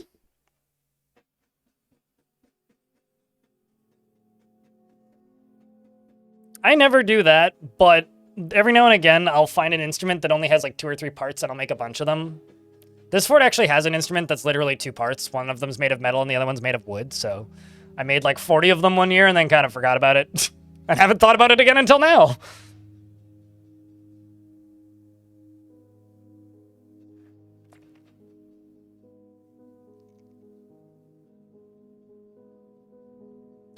Sparring notifications are a little bit more tricky. You basically have to go disable the announcements, but it's been a while since I've looked to see if you can do that one in Game Pioneer. I will say, you do want the sparring notifications, but at least at one point you could dig into the settings and turn them off, but that was back in the I editing days. Holy elk birds. You know, I'm just going to deal with the... Well, let's see. Maybe Beastie here will deal with them. How did all these elk birds get up here anyway? How long do you reckon these elk birds have been in this tree, chat?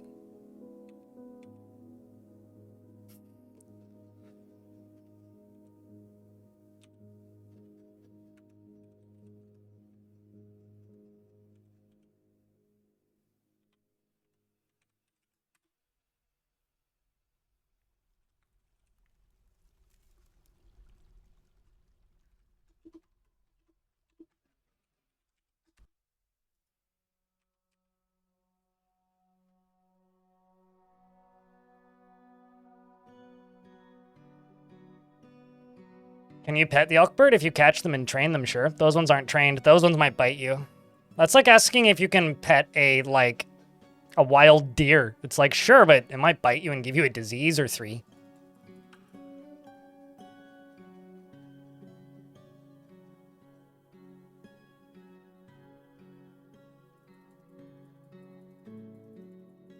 Aren't we technically still in, like, a receding ice age, Sotark? I was reading about this recently, and I was like, it's like, when you're asking for an ice age, it's like, we're technically still in one. Huh?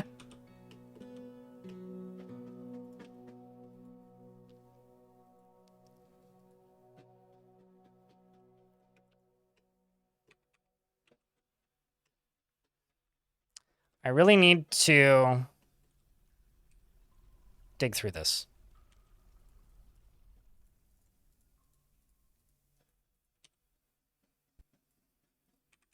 So let's do that.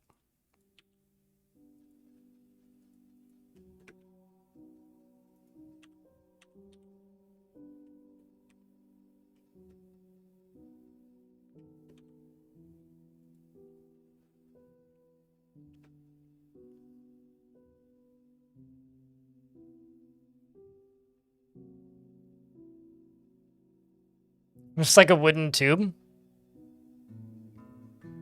Yep. Or like a metal tube, you know, like a flute or something.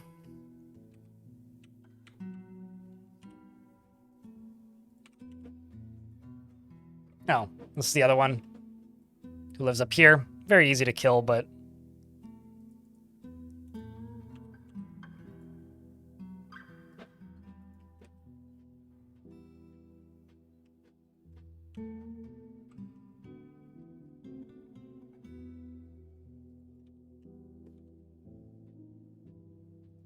This is definitely the weird part of the caverns over here.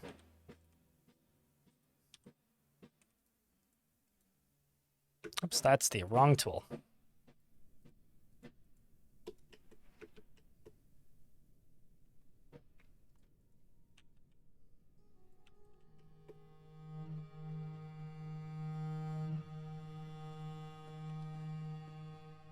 Oh my god, why are these dwarves so far away?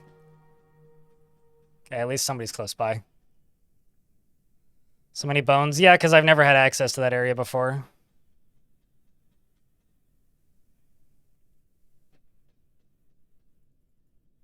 Merchants have finally left.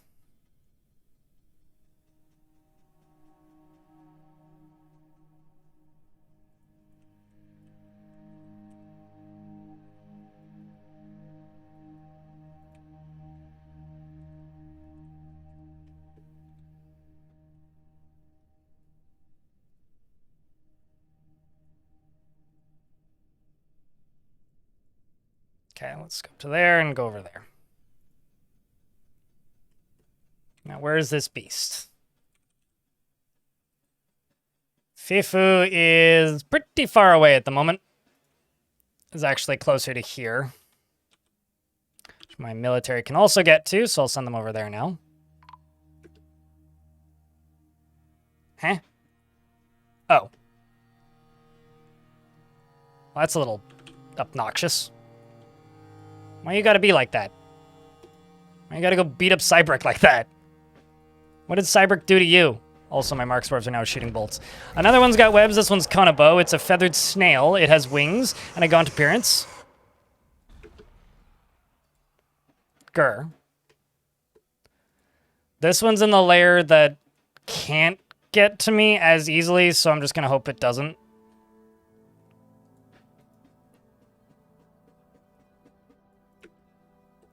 Does also look like one of my recruits over here is learning to Mark Dwarf by shooting bolts at this guy over here.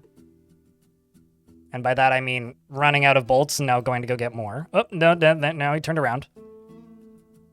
Just shooting. Several more of them are running past too.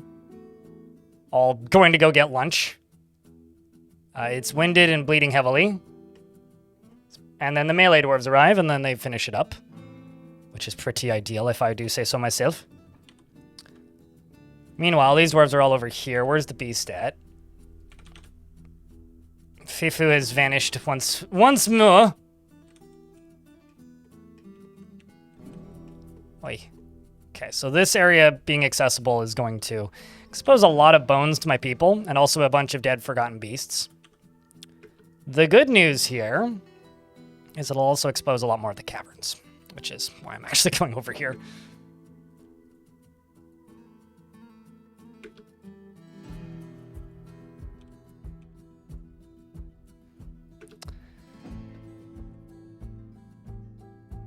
It's the actual reason I'm going over here.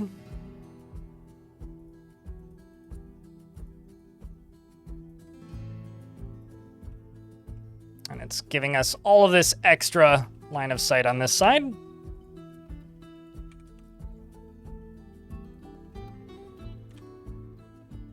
Okay, I'm not seeing this beast. Where'd it go?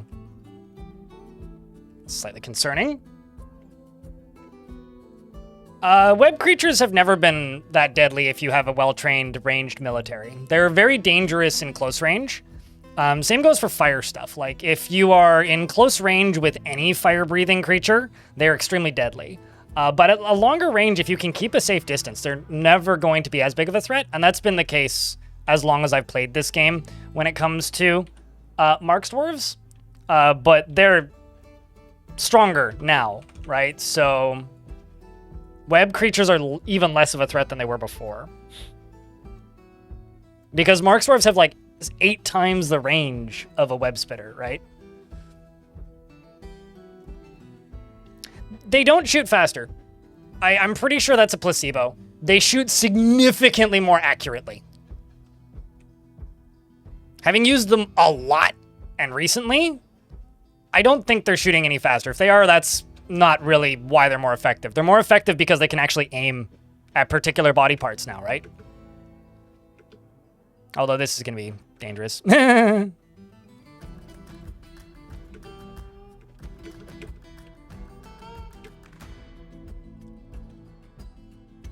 So dwarves is all fighting and shooting bolts. A bunch of dwarves did get webbed. Arash is at the front here and is webbed. Crossbyron is haggard, hungry, and also webbed, but there's many other dwarves that are doing a much better job at kiting backwards, which is what you want them to do. Even this one that got webbed managed to get out of it briefly. The dwarves are continuing to keep it in place. And as long as they can break out of the webs quick enough and kite backwards, they'll be okay. Got a miner that got caught out there, which is unfortunate, but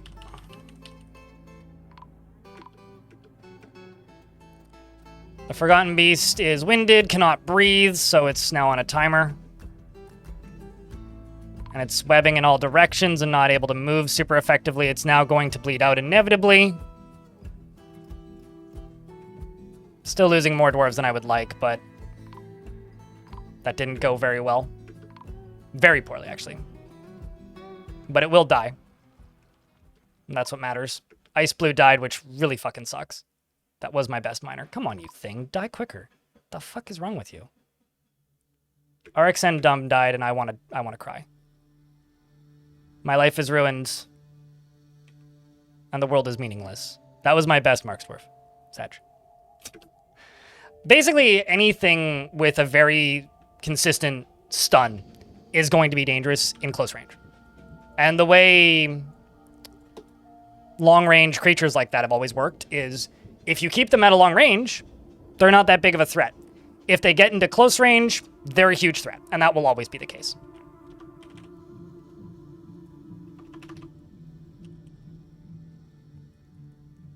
That will always be the case. Has always been the case and will always be the case. However, if you can keep them at a safe range, they've never been that big of a threat. That one got into close range, thus threat.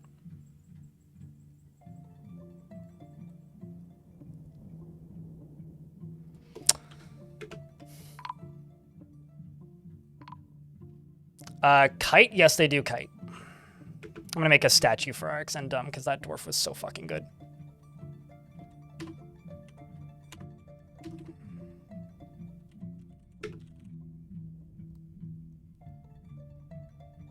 Oh, totally, but I needed to get rid of that beast. I could have waited longer, but you know how Not long ago, I was saying, like, the biggest cause of death in Dwarf Fortress is impatience. I could have been more patient with that, and we wouldn't have as big of a cause of death, but because I was impatient and just sent them in, there's more death. I could have been more patient, but I wasn't. Because I was saying this yesterday, the main reason I never make it this far in Fortresses is because people stop watching when I play a fort for too long, and we've surpassed that point. So, like, honestly, traffic to the stream right now is really bad for me.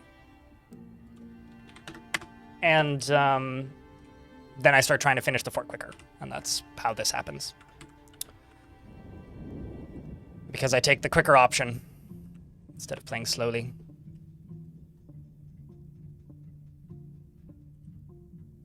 That's always been a thing. Cheap herder. It's always been a thing.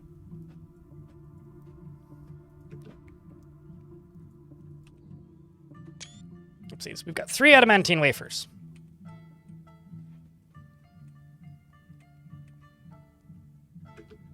It's also grass touching season. Well, it's less grass touching season and more parents have kids, and kids are not in school season. So when kids are not in school, they're at-home bugging parents, which a lot of people who watch my stream have kids. Turns out.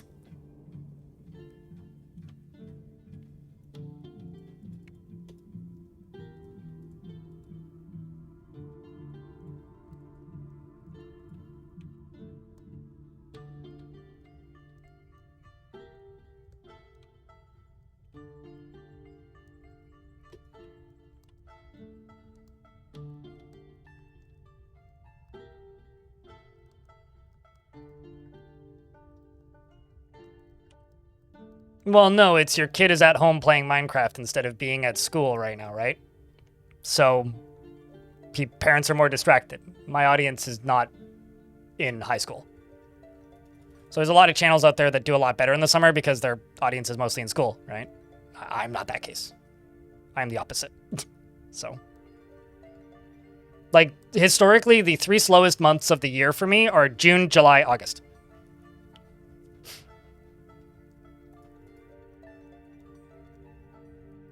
It's okay, Jody.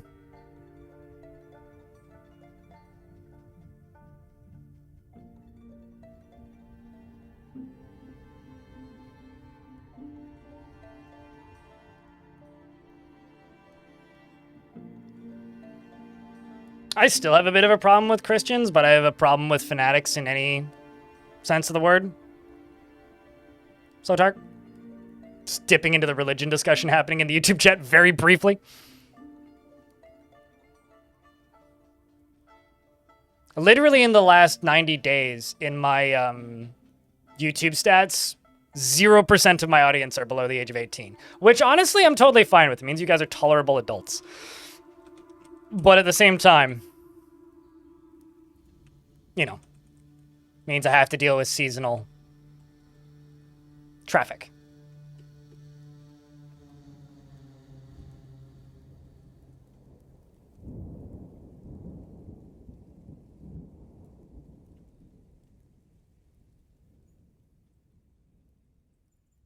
You're miners, not miners. You yearn for the mines. Yeah, no, I get you. And that is okay with me.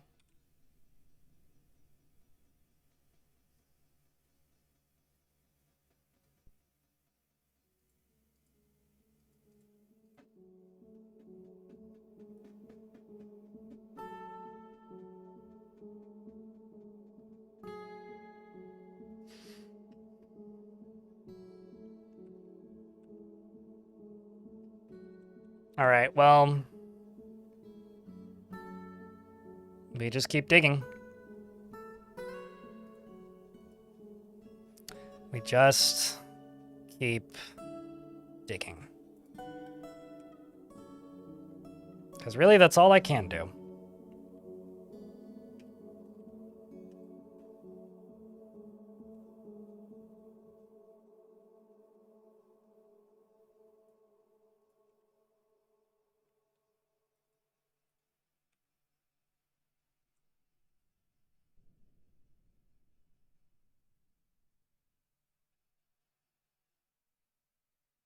I mean, people who play Dwarf Fort or Minecraft do.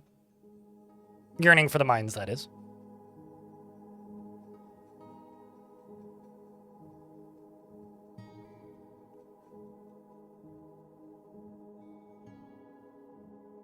And I don't know, I wonder, you know, I genuinely wonder about Minecraft, because Minecraft isn't on Steam, right? So we don't have any real immediate access to audience data for Minecraft.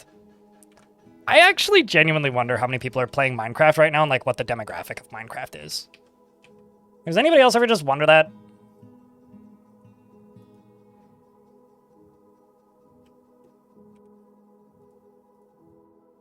Like, I just kind of presume I'm probably the weirdo for wondering that, but I do genuinely wonder, like, what the demographic of people playing Minecraft is and how many of them there are.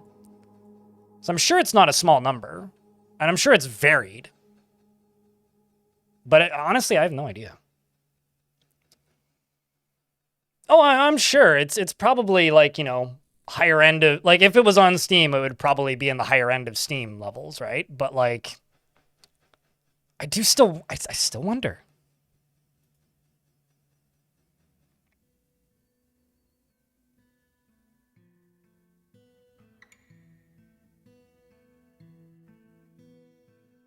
You'd have to ask the development team, not me, Jeremy.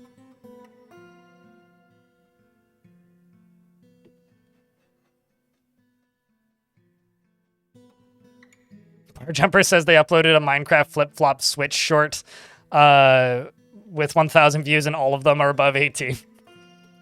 Although, I do wonder this about YouTube. I wonder how much of YouTube's demographics are skewed because it's kids using parents' accounts. Because, like, YouTube is one of those things where I think a lot of people have, like, YouTube Premium accounts and stuff like that, and so there's probably some fuckery going on with those, but...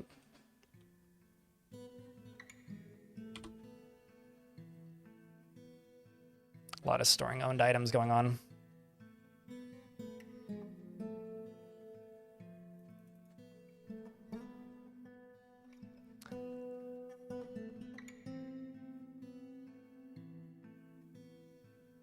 No, but what's the concurrent active players? Like, what is the peak play time on a Saturday in August? Like, that's what I want to know. I don't care about people that are playing in the last 30 days. Those numbers often seem a lot higher than they actually are.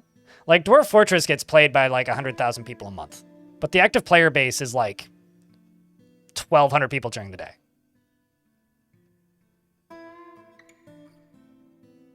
Also, that's probably an exaggeration. It's probably lower than 100,000 at this point. It's probably closer to like 20, 30. But like, numbers can be not deceiving, but no, that's why I'm saying I kind of wish we had those stats. I would like to know what those numbers are. I know exactly what you're saying. Like, it's hard to get those numbers, and that's kind of what I'm complaining about. Yes.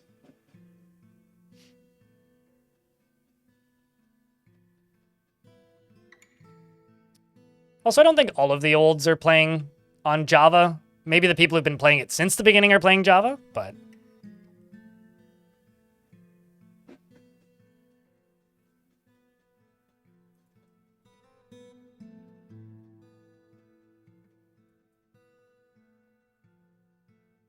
Also, I'm going to comment on this because I've been live for 4.5 hours. I have a daily minimum, which means I've made minimum wage for my region if I stream for 8 hours. We are currently $51 away from that daily minimum. We can reach that with Prime subs, with bits, with gifted subs, with whatever. I usually make about $10 a day in ads, so I haven't factored that in. But just saying, this is a crowdfunded channel. You're not going to see any marketing stunts or brand deals on this channel. So if you appreciate what I do and you happen to have a Prime sub around, do think about me. For the term graybeards, I don't think you earn graybeard just by playing Minecraft. I feel like graybeard has a bit more meaning to it than that. I think you can play Minecraft and also be a graybeard, but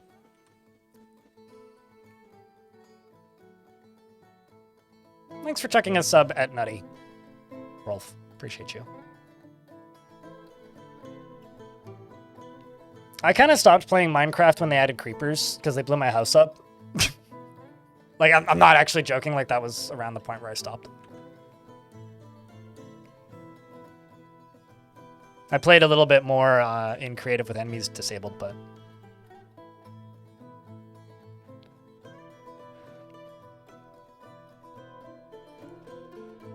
Jaundice TH Elf cheered. Sandrel Casserole, thanks for the 5-pack. Jaundice the Elf, thanks for the $1. Appreciate you. Helped me out immensely. Kozika 2 dance. Happy to help, dude.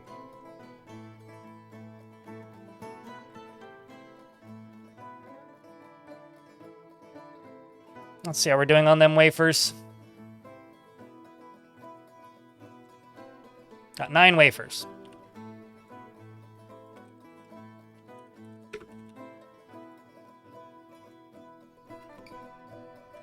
Let's make us an adamantine throw. Let's also go block. No, bars, not blocks. Curious if I have any god metal. These are thanks for the 5-pack. I always kind of feel bad when I, like, bug you guys about the daily minimum, but it's something I just kind of like to hit so I don't need to worry about it.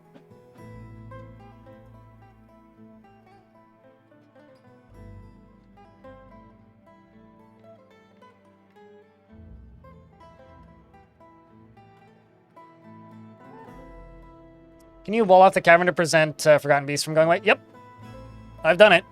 I did it in a fortress called Apple Bottom if you want to go look at the VODs on my VODs channel. But yeah, you can stop everything from appearing if you wall off the caverns.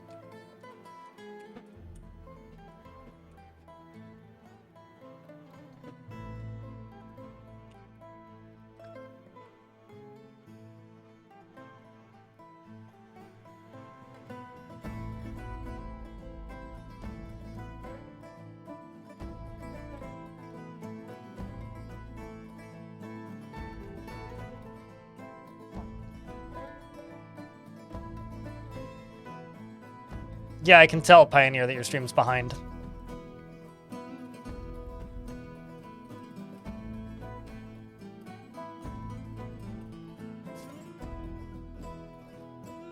Uneasy dwelling upon wearing old clothing. What's the old clothing? Is my clothing industry even running right now? Get the feeling it's kind of not. No, it is. Let's get processed plants going again. Let's get meals going again. Let's get some of these going again. Let's get these going again. Let's get that going again. Let's leave that paused. Start brewing drinks again. Tan those hides. Get rid of that.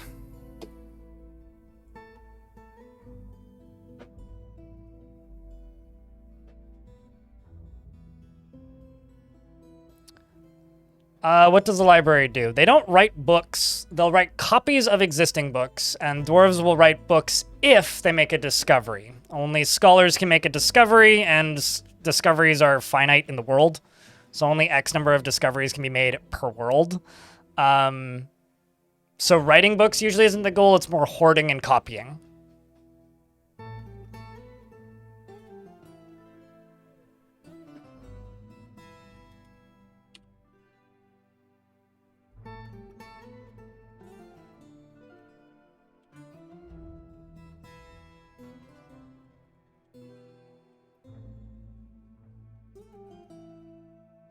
Let's also go up here.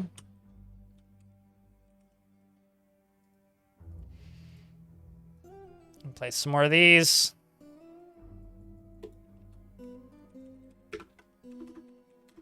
And now we wait.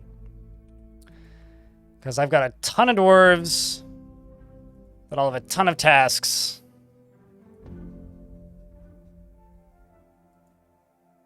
Does this include burial? Does. I'm going to remove burial from this. Set this to only select to do this. And I'm going to add a new one and call it burial. And it's literally just going to be that.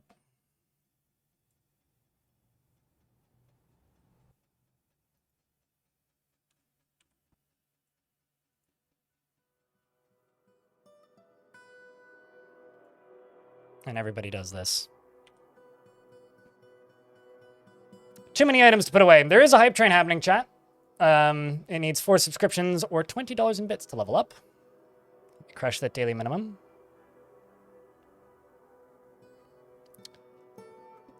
If you have a question about Dwarf Fortress where it's like, can you force a discovery? The answer is almost always no. Or can you force insert thing here? The answer is almost always no, outside of maybe training. It's not random. It's based on their interests and previous knowledge that they learn. So if you click on a dwarf, like this one, and you go to knowledge, this is everything this dwarf knows. So it would take this dwarf a very long time to make a discovery because they've only read a couple of books and they don't know much music or anything. They don't have much in the way of knowledge. This dwarf knows a bunch of astronomy and geography and medicine. So this dwarf in the library is more likely to make a discovery related to astronomy, medicine, or geography. This dwarf, who's a milker, is pretty well, has read a little bit and learned a little bit about moons and seasons, and a little bit about disease classification from previous discoveries, and could go read about, and could go ponder those and try and make new discoveries related to those subjects. But they purely just exist to create new books, which give dwarves mood buffs when they read them. Like, there's a lot of very hidden information in Dwarf Fortress that's like 2 or 3 menus deep that makes the game fucking awesome. That if the game pointed everybody towards, they would just go nuts. Like this dwarf. This dwarf, like, knows about reproductive behavior from animal natural history. So this is like animal migration patterns and stuff. As well as, like, a bit of geography, knows how, like, basic rainfall works. Empirical observation from astronomy and the moon and seasons, which seems to be pretty common knowledge amongst people who spend time in the libraries here. And also, there is what appears to be another blind cave ogre in the stairwell.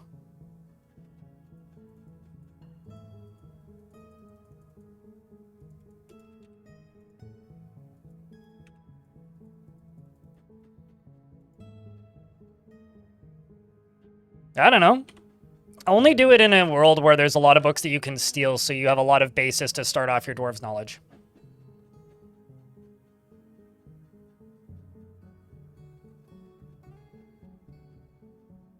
Yeah, I mean, can I find that menu again?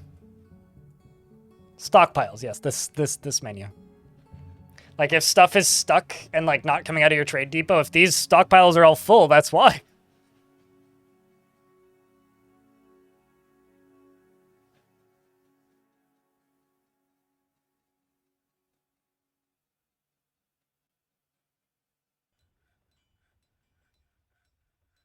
That's not true, Steven Schlutton. That was true a couple of years ago, but they rebalanced how stress compounds, and seeing something once doesn't stress them out for the rest of their life. It stresses them out if they dwell on it, and if they dwell on it, it'll change their personality eventually. So this dwarf no longer stresses about seeing the elf immediately strike lances the fierce razor's dead body, and instead values harmony and doesn't dwell on that anymore.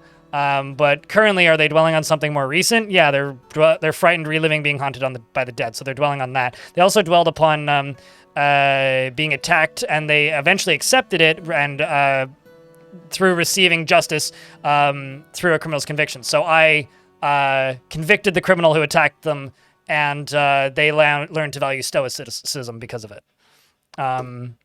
So no, they don't rethink everything forever. They will eventually think through it, and it'll change their personality, and then they'll harp on the next positive or negative emotion. Okay, so where's my queen? My queen is currently hauling a corpse. One of us. Okay, so my queen is, her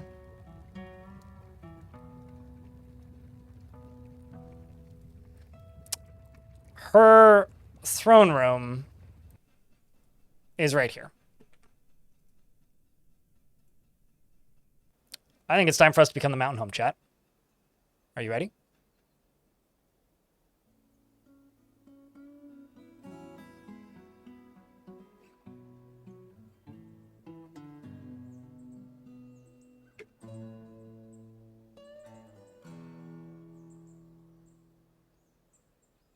Are you ready? You're up. What's the song from? Can't even remember. Although now we just need to wait for it to get placed.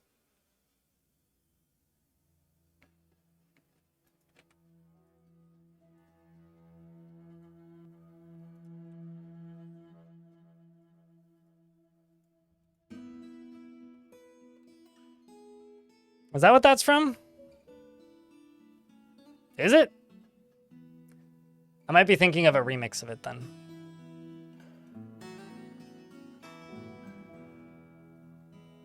But yeah, the reason discoveries aren't random is because they ponder knowledge that they already know.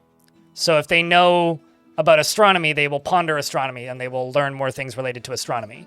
If they're but if two different scholars are proficient in different skills and they sit there and discuss that thing, then, well, instead of being proficient in astronomy, they become proficient in other things.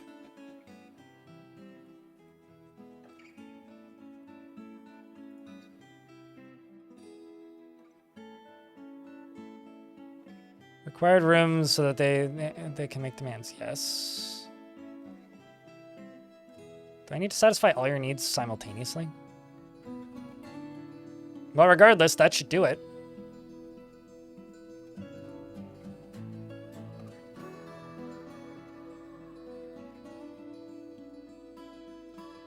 There we go. Just took a second. The fortress is now a mountain home. Proof that any suggestion of hubris is childish nonsense.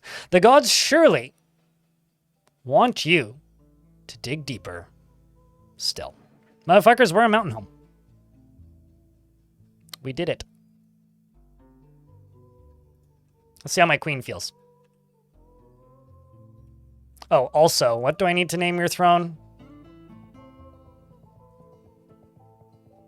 Was it Dragon Roost? I think it was Neezer who redeemed that. It was Dragon Roost? I can't remember who, like, claimed it, but...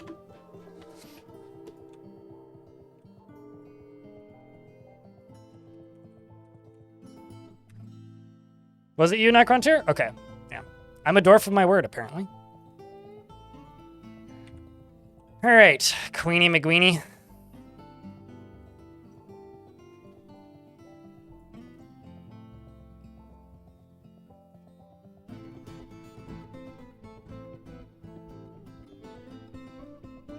Didn't feel anything after seeing a lot of dead bodies, but like, we're the mountain home now.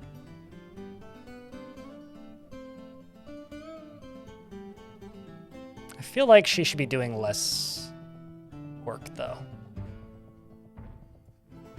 Like maybe just keep you on these three.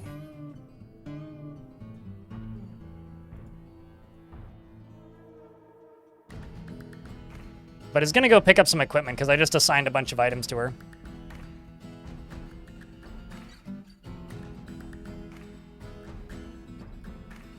Well, I was right with the first two letters of the username Neezer and Necrontier. I was right about the first two letters.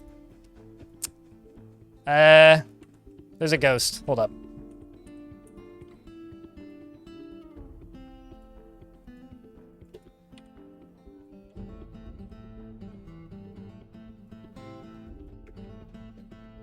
Nope, that's not you.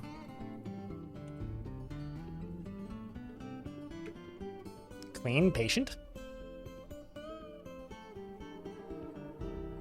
Everyone should broaden their horizons. Any work beyond learning the basis is just a waste. Or learning the basics is just a waste.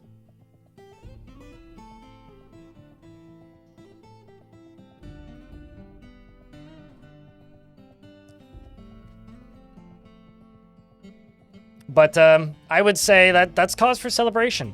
So in Twitch chat, I don't know, give me some bongos or your favorite party emote, and YouTube chat, you do whatever YouTube chat does. Maybe click the party button. Because I think we need to now let the dwarves, I say take the summer off. Because we've just hit summer. I think we gotta get a little bit more adamantine done, and then I'm just gonna pause as many jobs as possible because we're currently making meals and a whole bunch of drink.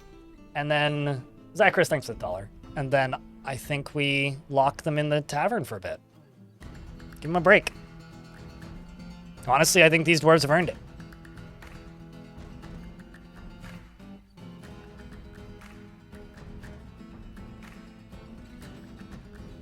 Exactly, Central Casserole. Exactly.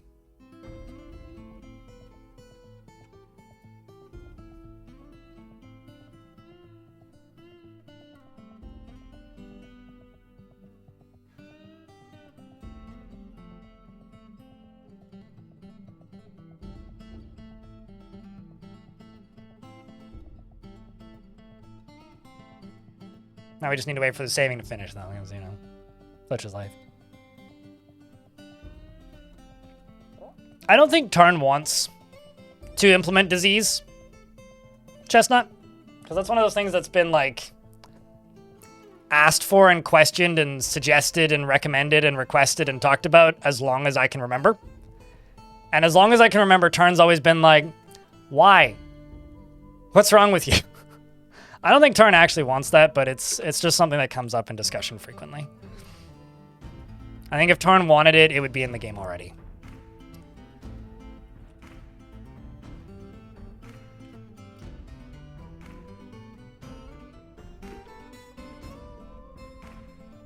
Because trust me, like it's not fun, I guess, to have to deal with such things.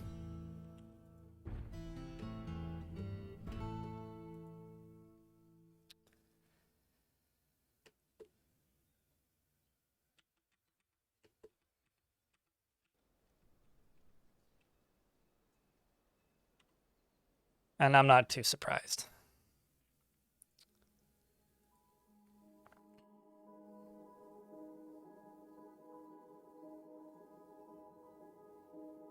And also make it harder to specify.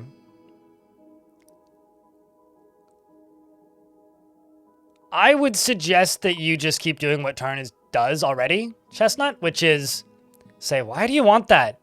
And say, okay, I'll think about it, and then never actually add it. But period. I once had a fortress that had a lake called the Stupid Lake. And I didn't call it that. The game called it that. That was literally the name of it on the overworld, which was very funny at the time. And the Stupid Lake was awful. Because the Stupid Lake rained this noxious ooze all the time. It was a terrifying lake. And the reason it was awful was because if dwarves would get within any relative proximity to this lake, they would get dizzy. Now, if you don't know, being dizzy is like the equivalent of being nauseous, and that'll kill any dwarf in combat. They lose all ability to dodge, they move a third of the speed and fail tasks, and are like incapable of even like completing basic instructions. And the fort lasted for about 6 months in game, and I just kind of said, fuck it. There was like no way it was going to work.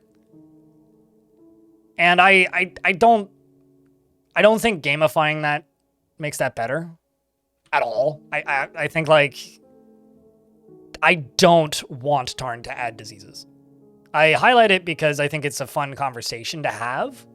Like in kind of the same way that there was like that one era where World of Warcraft had a pandemic, you know, where that one attribute from a raid boss snuck into the actual game itself somehow and started spreading and slowly infecting the entire game world, and people can make it go away. Like, it's fun to talk about in that context. I don't think it makes for good gameplay. Hello, Zalvi.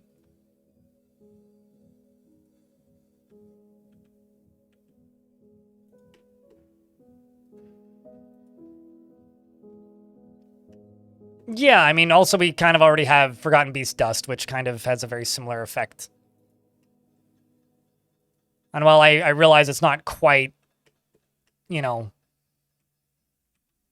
a mechanic called disease, but it's close enough that it's kind of indecipherable from if Dwarf Fortress actually had disease. Just gonna get this draining.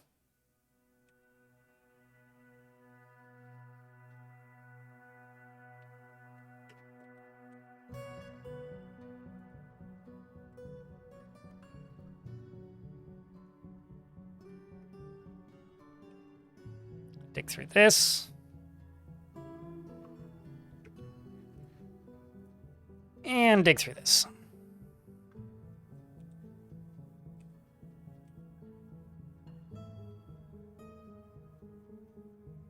I mean, like, another good example of this is if a dwarf gets bit by a cave spider, they used to get a permanent affliction, which would make them, I want to say, dizzy. It was basically like a dwarf suddenly has permanent, what's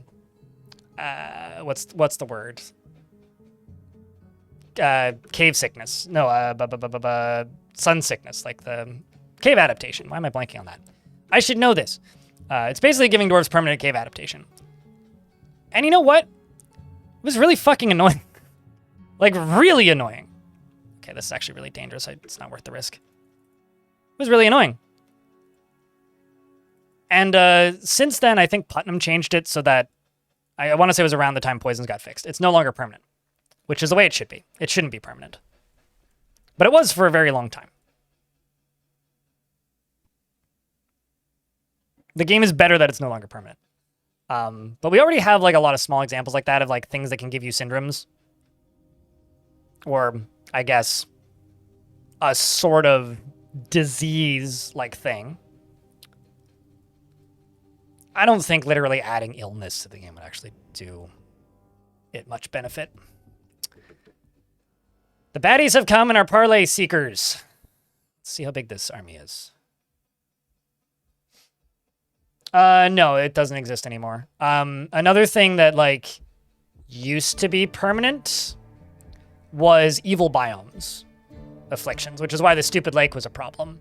But every time I've been on an evil biome with evil rain that, like, makes dwarves dizzy or gives them a fever, it goes away after a bit.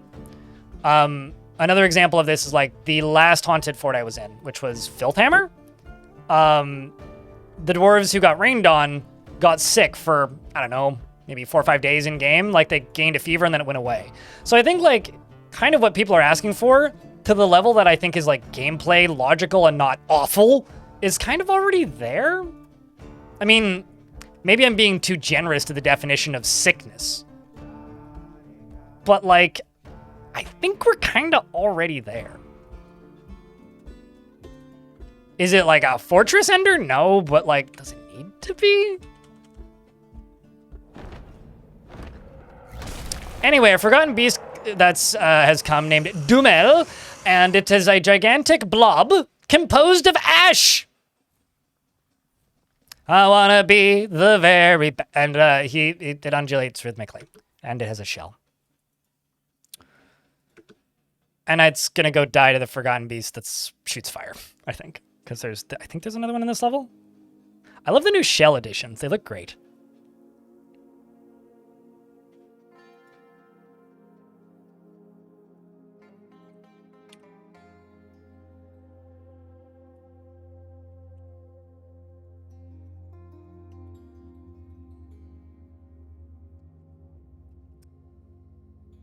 Okay, well, I'm going to let these dwarves finish up all these tasks. Ads are about to run. Down in here, I'm just going to let do its thing for a little bit. And we're going to kind of let the dwarves do some tasks up in here for a bit. I'm going to go use the toilet. Also, I need to check something. Okay. I will be back momentarily.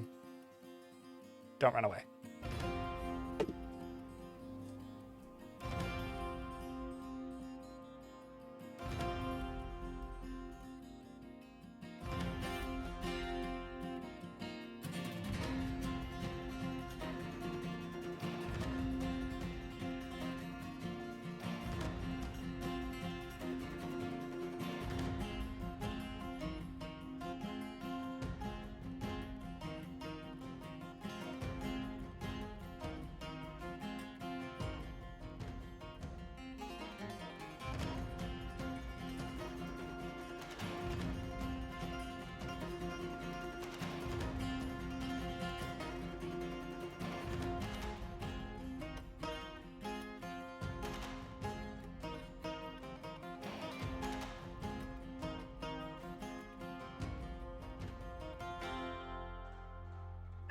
Wolf got reelected.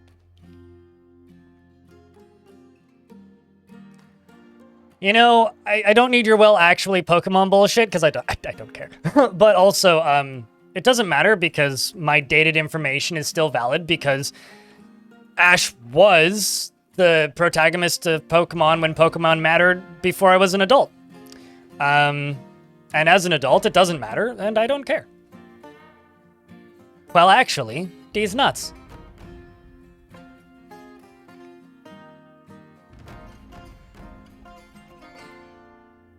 And then let's go here.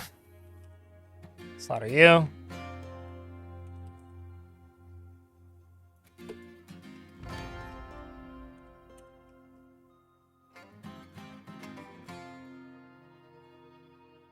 I don't make fun of you for being a nerd. I get made fun of for being a nerd professionally. Am I not allowed to throw some of that beef back at you? Okay, fine. I'll stick to the chicken instead.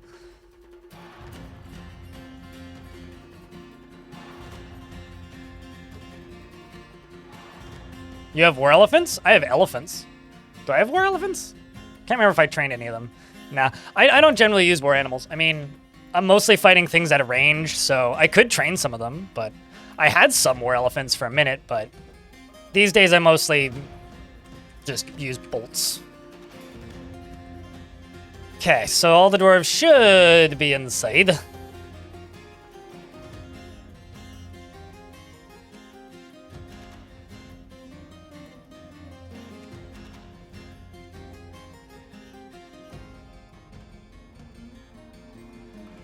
Actually, instead of chicken, could I just throw the gyro meat at you? Because I could use a gyro right now.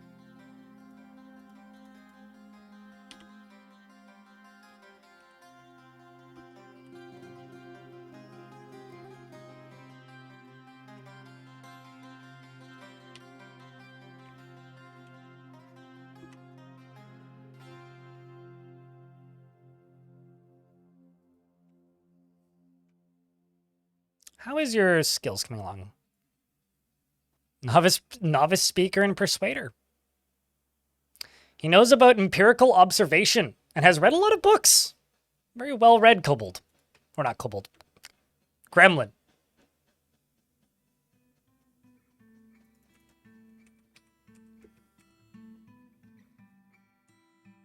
Let's just go here. Okay. Let's go up to here and turn that off. The other thing I'm gonna do, pause a bunch of jobs.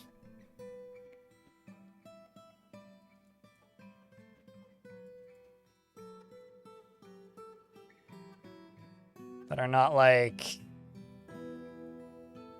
mission critical.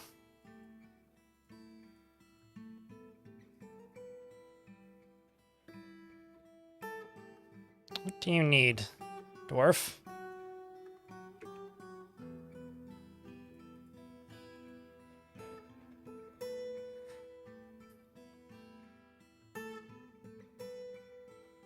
Well, at least you're getting taken care of and cleaned with panda soap.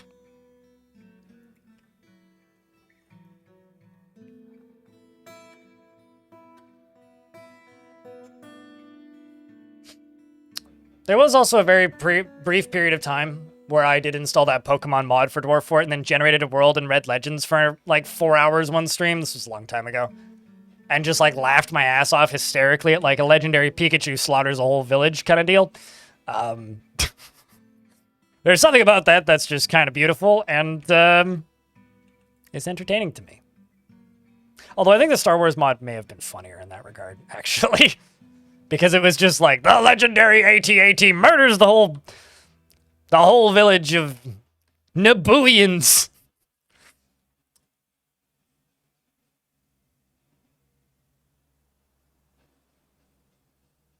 Also, irrelevant is in fact a pretty good joke. A+.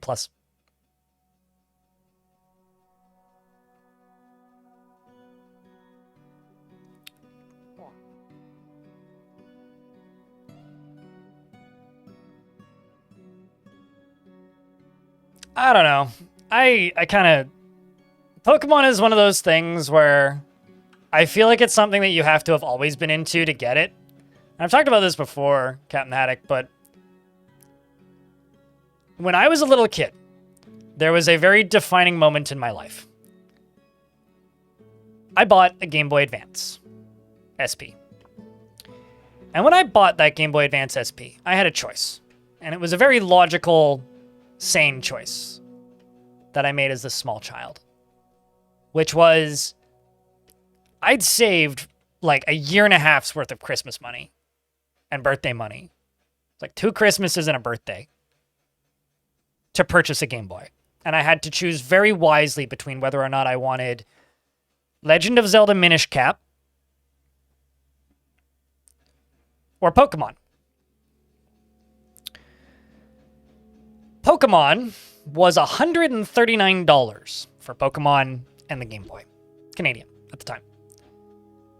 Legend of Zelda the Minish Cap was $119. And it was the black one, and I didn't want the colorful Pokemon one. And it also left enough money over that I could purchase Fire Emblem used, several Game Boy games, Game Boy Color games used, which were backwards compatible, Advanced Wars 2 used, and there was one other game I bought. I can't remember what the other one was. I think I probably still have. It might have been the Spyro game actually. But anyway, so for a couple bucks each, I bought a bunch of used games, including Fire Emblem Sacred Stones and Advanced Wars. Or I could just get Pokemon. I realized that, like, I think for a lot of people, Pokemon is the decision. This goose is just getting brutalized from below. Jesus Christ, they are obliterating this poor goose. Look at all these bolts all these arrows that are missing and bouncing off the floor and not turning this goose into a pincushion. This goose is just like, please give me death. Anyway, I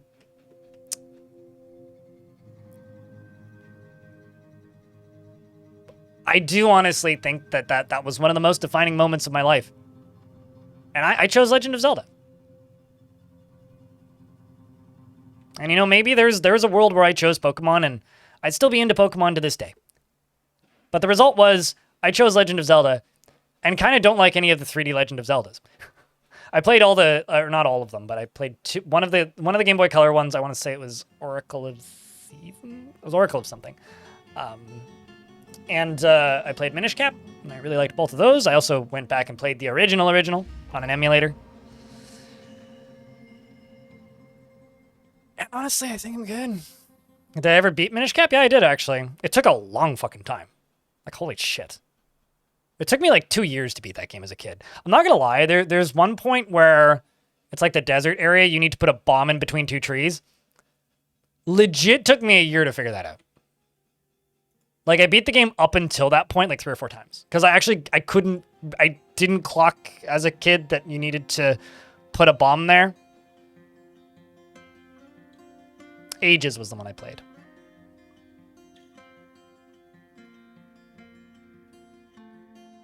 Although, honestly, I feel like if I got into Pokemon, I'd be a salty piece of shit. More so than I already am. Mostly because a lot of those games seem really bad. Like, I kind of... Why are they all running away? What? Huh. A lot of those games seem really bad. And the problem, I think, with a lot of those games being really bad is the fandom for Pokemon seems to constantly be starved for actually not terrible video games. And so they're just kind of forced to settle with some really poorly built dog shit.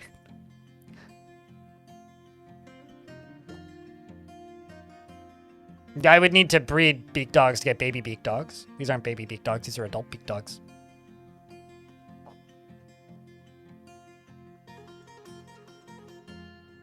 I mean, they're more monster collectors. They're kind of their own thing.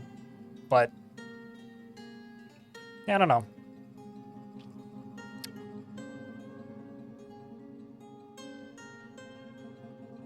Love Pokemon, but you love Minish Cap more, so you think that was the right choice anyways. I mean, Minish Cap, like, this was back when I was, like, very diligent about reading reviews for video games, too. So, like, me as a little kid, I went out of my way to make sure that I was getting a game that I'd reviewed.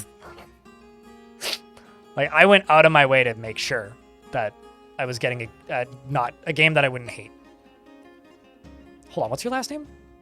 This dwarf's last name is Jumptown? And you're a weaponsmith and you grab adamantine? There's no way this ends badly. We're getting our first adamantine artifact, chat room. Like Funky Town. Yeah, exactly. Won't you take me to? It's a sign? What does it say? Hopefully go, not stop. Because stop sign's bad.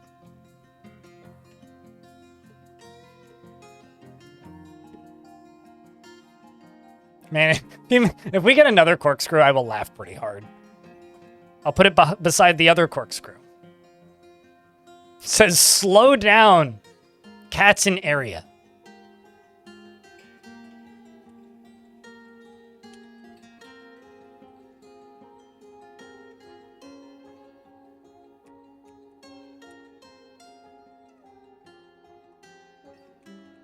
Down they coming.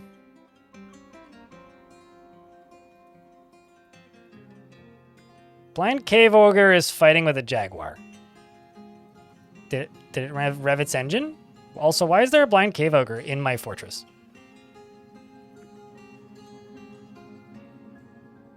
I feel like I should be able to solve this problem. Easier than this. Actually, better question. Why is there two?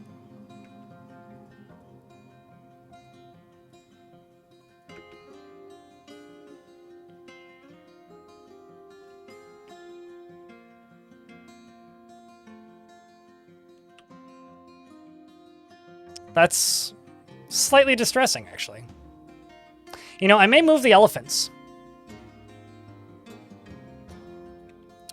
I think I'm going to move the elephants. Move them down to here. Or, like, put some sort of animals down here to fight stuff, because now that I've exposed that area, there's a lot of animals down here that, like, are a bit more threatening than they should be.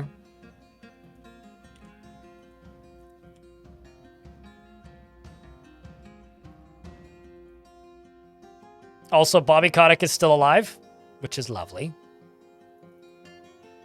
That's one of my elephants. It was a baby elephant at one point, but he grew up, so.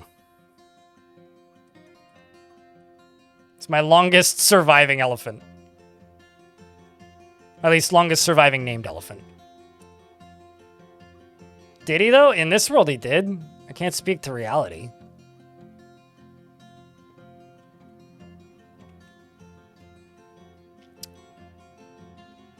It's gonna make a mace. Or a warhammer, you know? I'm hoping for a crossbow. You know, something very evocative of the fortress. Is that a trap you see? Oh, damn right it's a trap, sir. Don't you worry. Don't you worry. It is most definitely a trap. I didn't realize I had so many iron bolts. Holy flying fuck.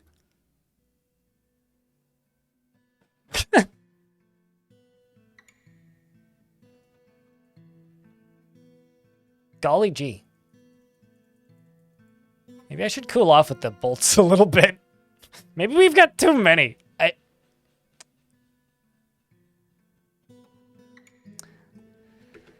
Only if we let him buy the place out, but we haven't. He's made many offers. Smildy. Hello, Bismuth in YouTube chat.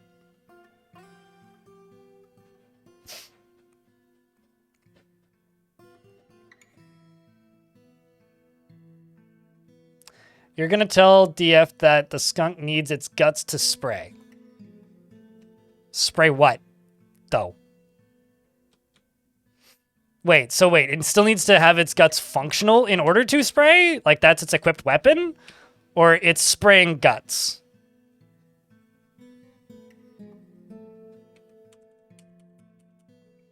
I mean, if the bolts are in the kitchen, they're stored in the wrong place, so that's a bit of a problem.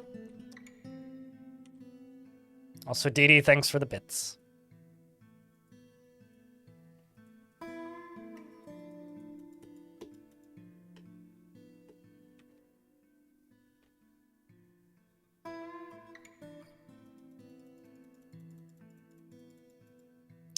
I'm gonna say bad news, because suddenly the frame rate went down to 3. I don't know why, but it did. Is this not in the fight zone? This might be the problem.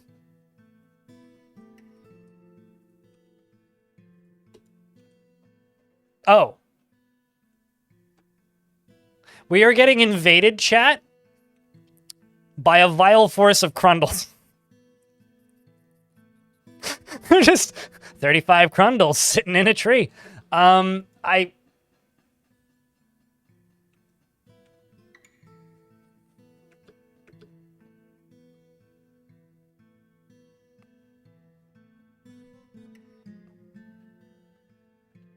Anyway, now one of my dwarves has entered a martial trance. And the others are trying to assist because there's so many Crundles.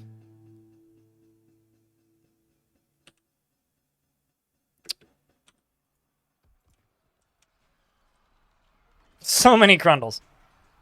One of them was even named.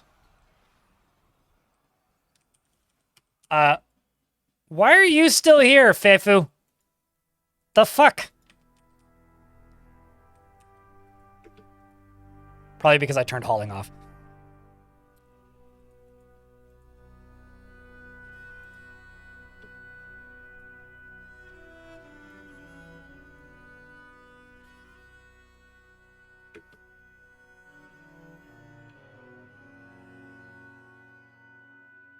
It's a mess in here. Let me tell you.